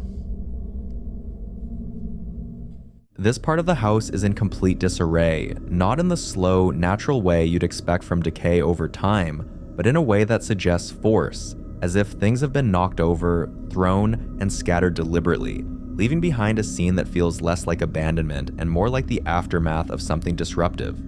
And standing there, taking it all in, he can't help but wonder if the spirit is responsible for all this, and if the owners of the house left for that same reason. Like many of these cases, there's no clear answer, so I'll leave you to be the judge. The following clip was captured by Amanda, who's had some of the strangest encounters inside her home. About 2 weeks after she moved in, she woke up one morning to shocking news. A body had been found in her backyard. And according to Amanda, ever since that day, the house hasn't felt the same. Have a look. I am freaked the f out. I just got home, and tell me why my chairs are like this. Like, what the f? I literally still have my coat on. I come walking through the fucking... Oh my god. I'm like shaking right now. I just went and dropped my daughter off to her dad's house. And all the chairs were around the table. What the f? Oh my god. I need to call my mom. Chairs don't end up like this by accident, and this is not something caused by drafts, pets, or structural shifts. In paranormal discussions, this kind of activity is often linked to an intelligence trying to be noticed, especially when the setup is visually striking rather than destructive. Since then, Amanda says doors open on their own, lights flicker and malfunction, and the house feels different, heavier, quieter, like something is always just out of view. Some believe the discovery of the body may have triggered residual energy tied to trauma, while others think the attention and disturbance surrounding the property may have awakened something that was already there. Skeptics argue stress and fear can heighten awareness, making ordinary issues feel sinister, but others point out that recurring physical changes, especially ones involving multiple objects, are harder to dismiss. Now, Amanda just wants to know one thing. Is there a chance this all has a normal explanation? Or is this a situation that requires real intervention before it escalates? What do you think?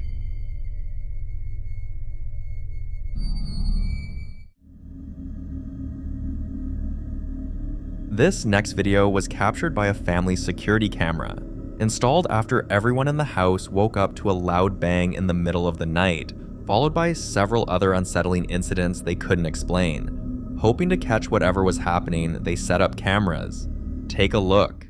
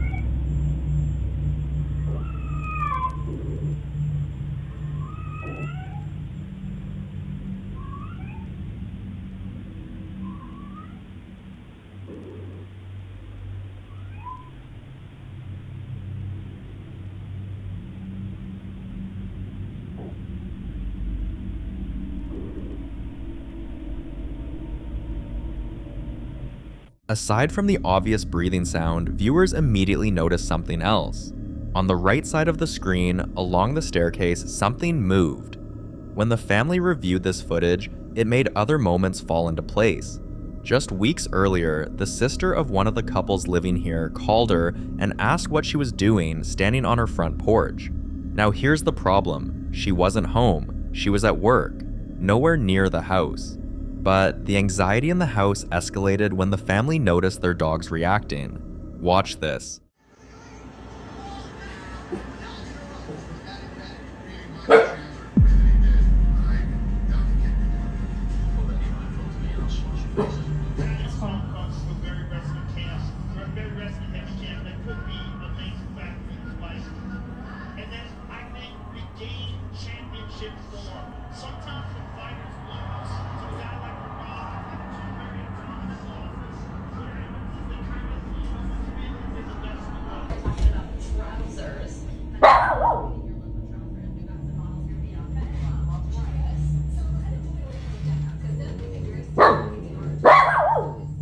What is wrong, Cole?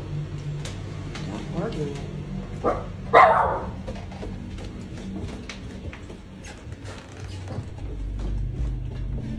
Connor! Knock it off! Hey!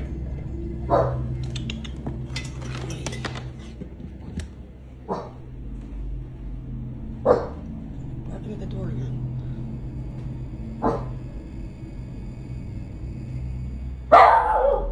No one's there. Go on a queen. No one's there, honey. Nobody's here. It's all good. It's all good in the hood. The dog repeatedly barks at the door, staring at it with focus. Not playful, not distracted, but locked in, as if responding to something it can sense but humans can't. Animals are often said to react to subtle changes in energy, sound frequencies, or presence long before people do. And when pets fixate on empty spaces, doors, or corners, many believe it's because something unseen has crossed into our world. And if you look at the activities they've experienced, the breathing caught on camera, the movement on the stairs, the mimic sighting on the porch, and the dogs reacting, this no longer feels like a single incident. It feels like a pattern. So could this be heightened anxiety and coincidence? Or is something inside the house slowly making itself known, watching, copying, and waiting? You decide.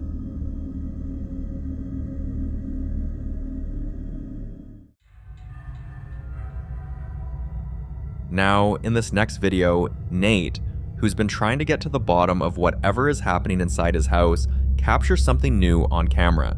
By now, his experiences follow a disturbing pattern.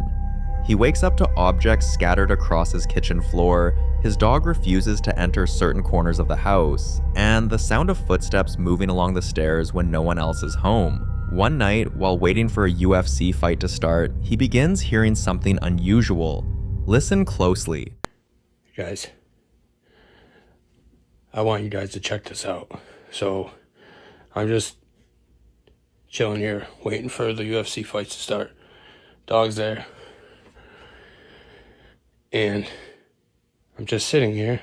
I was re-racking my weights. And I was hearing the scratching. And it sounded like it was coming from like right in front of me. But I don't see anything. Like, up. I heard it. But I was like looking. And it sounded like it was coming from like... You hear that? What the f*** is that? It sounded like it was coming from like right in front here, but... I don't see anything else.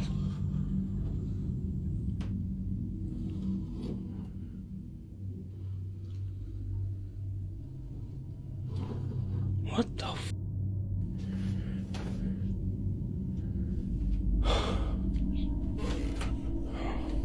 Like, I have no clue. Hearing scratching or dragging sounds can mean something is trying to mark territory or test physical boundaries, especially when it happens repeatedly in the same areas of a home. Another detail viewers couldn't ignore is Nate's environment. His house is almost always dark. Many believe prolonged darkness, cluttered spaces, and low lighting can make activity feel stronger, either by heightening fear or, according to paranormal belief, by creating conditions where negative entities feel more comfortable. Another night, a different sound woke him. This time, it wasn't scratching, it was stomping, and when Nate got up to check the house, this happened. Hey guys. So I was upstairs and was woken up to the sound of stomping down here. I mean, loud stomping. It is currently 2:52 a.m. So it's a little before 3 a.m. And the weird thing about it is when I woke up to the sound of the stomping, the dog was sleeping, not even alerted.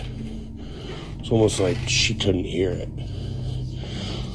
So, as soon as I came down, I walked into like a cold spot. Felt like a certain area was cold.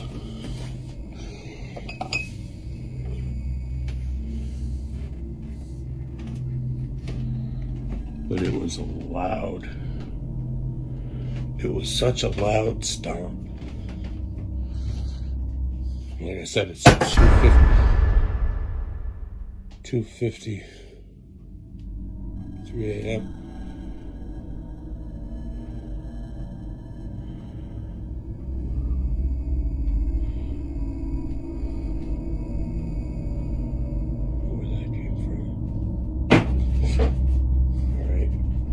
Scratching, stomping, footsteps, all familiar at this point. But what truly unsettled him was something else entirely. His dog didn't react. Normally, animals respond instantly to loud physical sounds, yet during the stomping, his dog remained unusually calm, as if it either couldn't hear it or didn't perceive it the same way Nate did. Some believe the dog may have already learned to avoid reacting, but this concern quickly became secondary, because the next morning, Nate woke up to something far more disturbing: scratches on his body. If this had happened once, it's easy to say he accidentally scratched himself while he was asleep, a reaction to fabric, even stress-related skin irritation. But it didn't stop. It kept happening. And on the morning after the stomping incident, he recorded this. Watch. So the people that were asking for a better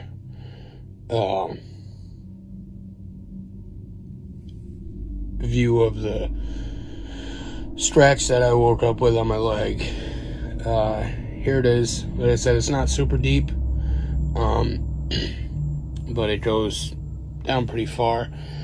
And I also noticed on the opposite side, I have two here on the same leg, but on the opposite side, that I woke up this morning with. Now, these ones didn't burn as bad as this one.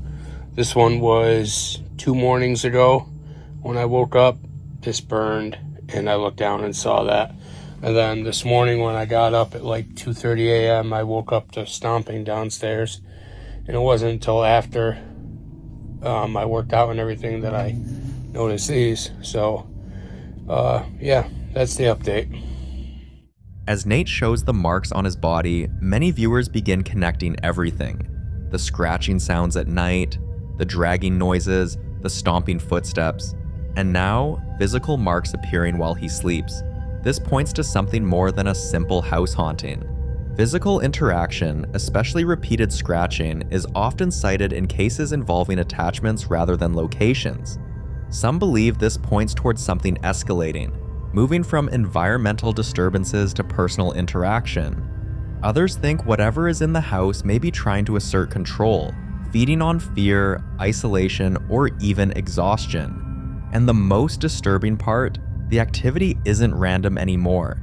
It's consistent, and it's getting closer. So whether it's an attachment, an oppressive presence, or something feeding off the darkness and silence, one thing is clear. Whatever this is, it's no longer staying in the shadows. And until Nate gets answers, this case remains deeply unsettling and completely unsolved.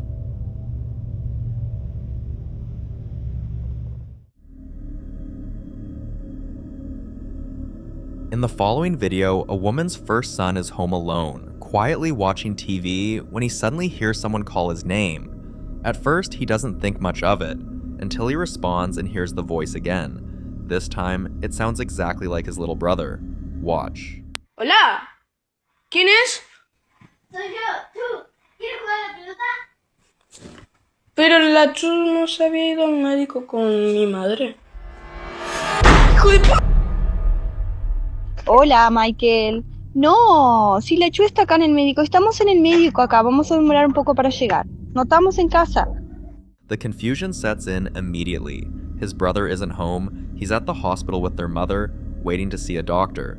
So there's no possible reason for his voice to be inside the house. But many viewers believe he didn't handle the situation well when he responded. In paranormal folklore, responding to a voice you can't verify is often considered a mistake, especially when the voice belongs to someone who physically isn't there. Many believe mimics rely on acknowledgement, and once you answer, you're confirming awareness, opening the door for further interaction. That's why one of the most repeated rules in cases like this is simple: don't respond, don't investigate, and don't follow the voice. As for what this could be, most people landed on 2 possibilities: a mimic or a doppelganger. And while the terms are often used interchangeably online, there's an important difference. A mimic imitates voices to provoke a response. It doesn't need to be seen. It feeds on confusion and fear, using familiar voices to draw someone in, often calling names or repeating phrases. Also, it's usually heard before it's ever seen, if it's seen at all. A doppelganger, on the other hand, is typically visual.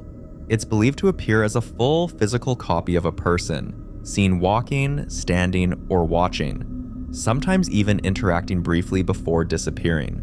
Doppelgangers are less about sound and more about presence. In this case, there's no figure, no visual confirmation, just a voice, perfectly copied, calling out from inside the house.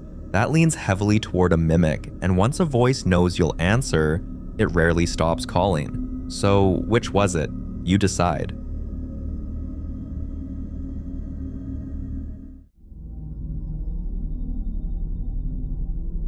Now, in this next clip, popular Midwest ghost hunter Ian continues his investigation inside the infamous Boyd house. At this point, he's still inside the room with the haunted painting, the same room where the power mysteriously died the moment the artwork was brought in.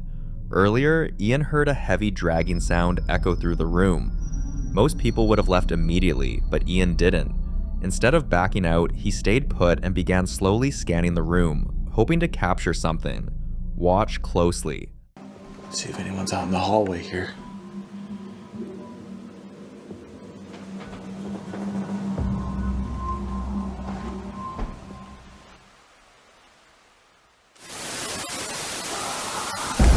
Oh my god.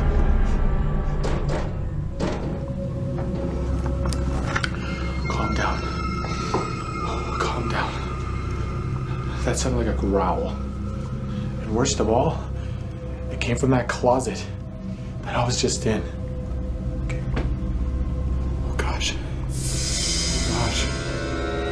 Oh whoa, what the hell is that? Dude, what the oh my god, oh my god, oh my god, oh my god. Oh my god. Okay, I'm ready to get the hell out of here. There's something in there. There's something in there. Aside from the low, unsettling growl that can be heard, something far more disturbing appears on his thermal camera. When you look closer, the shape resembles a distorted human face, and this room has a long history of activity. Ever since that painting arrived, the disturbances seem to center there. No electricity, sudden noises, and now, a possible manifestation. Many believe cursed objects can act as anchors, giving something a place to attach itself, feed from, and eventually show itself. If that's true, then this raises an unsettling question. Was this the first time the entity tied to the painting allowed itself to be seen? Or has it always been there, just waiting for someone to stay long enough to notice it? For more haunting videos, including Ian, subscribe to the channel now. The following clip is about a man named Nick, who manages a yogurt store and, for a long time, dismissed the strange stories his staff kept telling him. Employees had complained about lights flickering, objects shifting when no one was nearby, and an uneasy feeling that only seemed to happen during closing hours.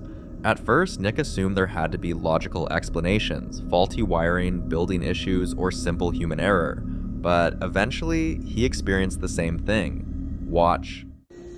Okay, I'm literally at work right now. I'm alone. That's my car. There is not one other car in the parking lot. Look, the freaking light's flickering from the reflection in the window. I don't know what's going on. I'm here alone, and this is what I deal with that I usually don't catch on camera. This is the light switch. Ready? This? Oh, I think I stopped it. Did I stop it? No, I didn't. I didn't stop it. I don't know what's going on, and this makes absolutely no sense. And now it stopped. Good. And ready? Here we go. Because that makes sense, right? This is what I deal with, and no one understands. And of course I'm here alone, and this is like a friggin' murder house.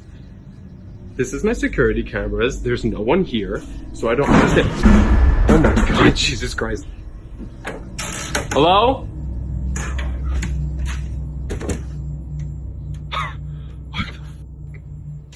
At first glance, many people assumed it was nothing more than electrical problems. After all, flickering lights in older buildings aren't uncommon, but power shortages don't explain everything, because moments later, a chair suddenly falls over on its own in the attic.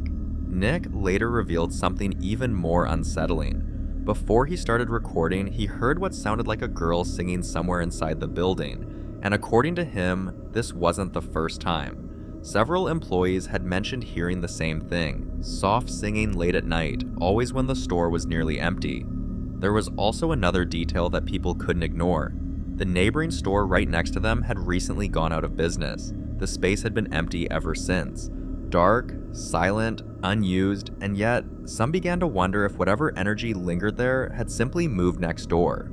At this point, people were curious, but not fully convinced. Many chose to wait for more evidence, and then it happened again. One evening, as Nick and his staff were preparing to leave, thinking the night had been quiet, the camera captured something else.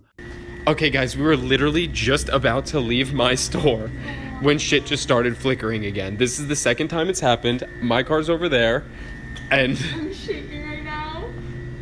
okay, and her keys are in the fucking bag. We need to go. We need to go get my keys. And the light turned on. I don't want to go. Okay, well, I'm gonna literally record this whole thing just so you guys can see what happened. I'm literally so scared. Okay, okay, something.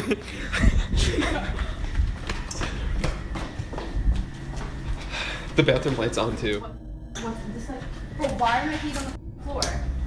They were not there. Like, my dad put them on the desk. Like, oh my god. This is literally insane. If you look closely, a topping lid suddenly flies off the counter, like something physically knocked it away. And almost immediately after that, the lights they had just turned off began flickering again, as if something inside the darkness was moving through the store. This was the moment people stopped blaming electricity. Because faulty wiring can cause flickering, but it can't remove lids, it can't target objects, and it certainly can't create the feeling that something is active only when the building is empty. That detail became especially disturbing, the fact that all of this only ever happened at night.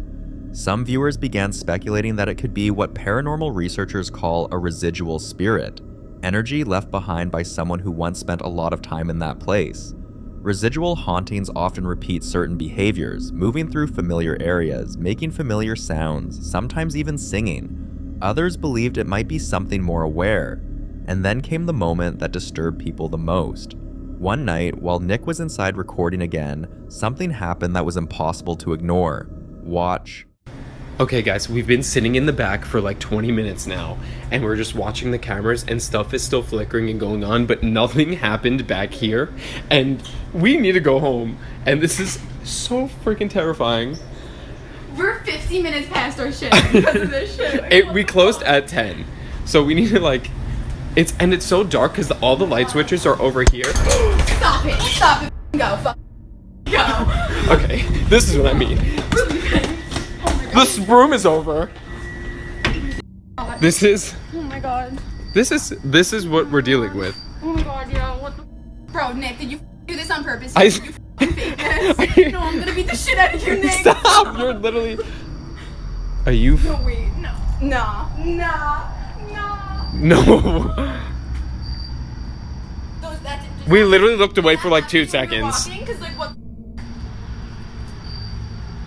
From the darkness, something is suddenly thrown in his direction, like something didn't want him there. Nick and his staff quickly left, shaken and trying to process what just happened. But seconds later, when they looked back, they saw the lights moving inside again. Some believe this could be what's known as a poltergeist, an entity known not just for appearing, but for interacting physically with the environment. Poltergeists are often associated with thrown objects, sudden movement, and escalating aggression. Unlike residual energy, they don't simply replay the past, they react, and sometimes they target. Others believe it could be something attached to the building itself, especially considering the abandoned store next door. Paranormal investigators often warn that empty spaces can sometimes become vessels, places where energy gathers without interruption. And then there's the singing, because one of the most unsettling signs reported in hauntings is disembodied singing. Familiar and human, but with no visible source. Many believe this is a way entities announce their presence, not loudly but subtly, but enough to be noticed and enough to be remembered. Until more updates are given, all anyone can do is speculate. But if you were standing there alone, hearing singing in an empty store, and watching things move on their own, what would you say you're dealing with?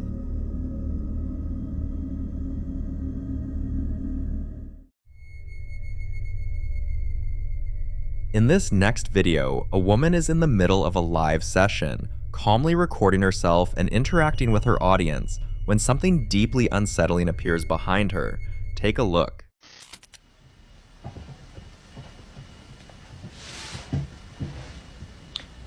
Hi guys, today I want to tell you about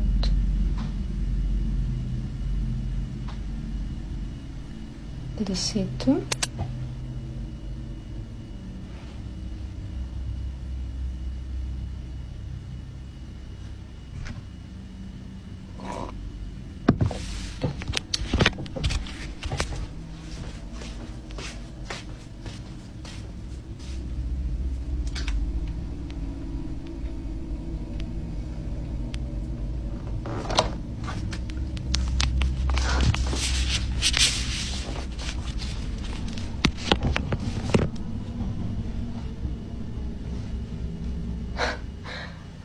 Okay, so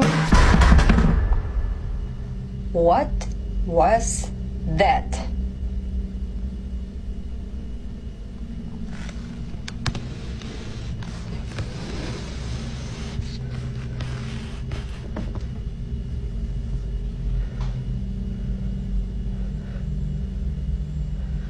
I'm scared. At first, nothing seems out of the ordinary. But then, for a brief moment, the outline of what appears to be a man becomes visible in the mirror. Moments later, she steps out to check the area, but there's no one there. Nothing that explains who or what was reflected. Shortly after she returns, her door slowly opens on its own. Some viewers believe this points to a possible intruder or even a stalker, someone who may have been inside the home without her knowledge, staying quiet and out of sight. And honestly, that explanation carries its own kind of fear. The idea that someone could enter and leave without being noticed is deeply disturbing, but others question the way the door opens. There's no visible force behind it, just a slow, steady movement that doesn't seem tied to anyone physically present. Either way, both explanations leave the same unsettling question. Was someone in her home that night, or was it something else?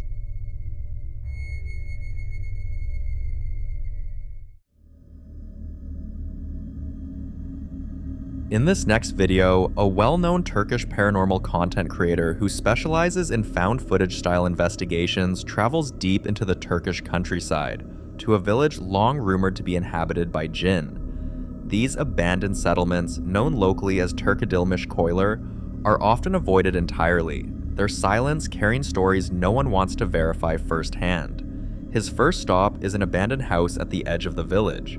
Normally, his investigations begin quietly. Minutes pass with nothing but the sound of wind and his own footsteps. But this place feels different from the start. Only seconds after stepping inside, something suddenly tries to attack him.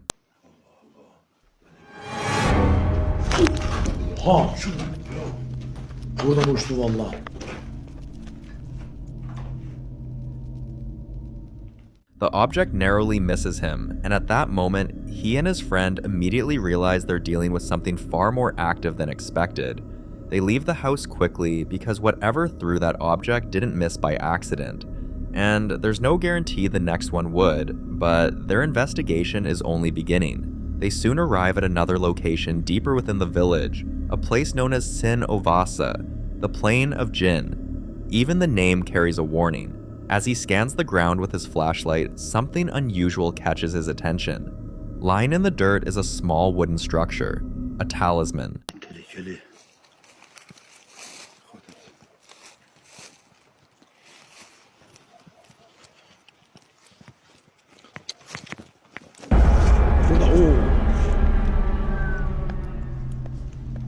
Ağaçtan geldi. Bu ağaçtan geldi.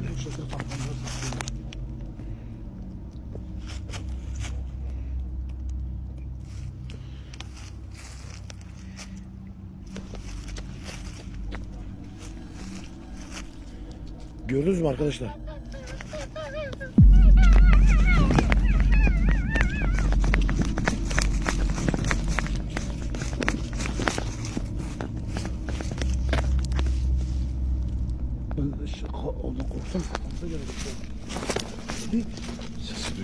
It appears to have been thrown from the direction of a nearby tree. In Turkish folk magic, objects like this are often referred to as a muska or talisman. They are believed to serve as anchors, either to bind a curse to a location or to trap a jinn in a specific place.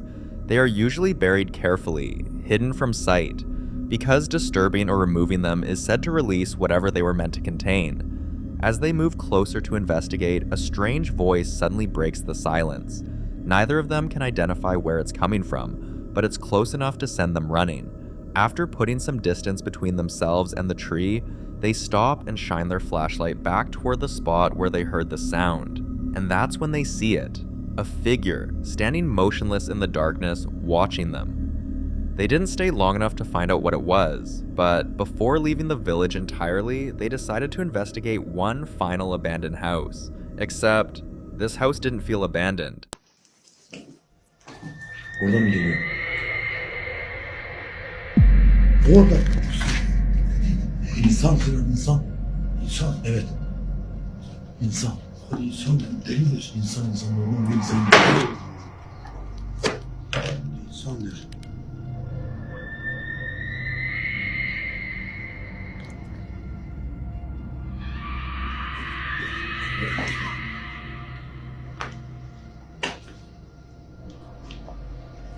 İnsan gibiydi.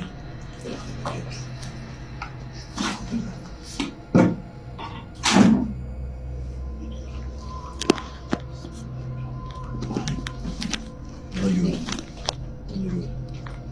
Tam kapıdaydı Sinan. Tam kapıdaydı. As they slowly move through the rooms, their flashlight catches something disturbing. A hand that appears briefly from behind a door. It looks human, solid, and real. But when they entered, no one was there. No open doors, no broken windows, and no possible exit. Whoever or whatever they saw had nowhere to go, and somehow it vanished anyway. To this day, what they encountered inside that house remains a mystery.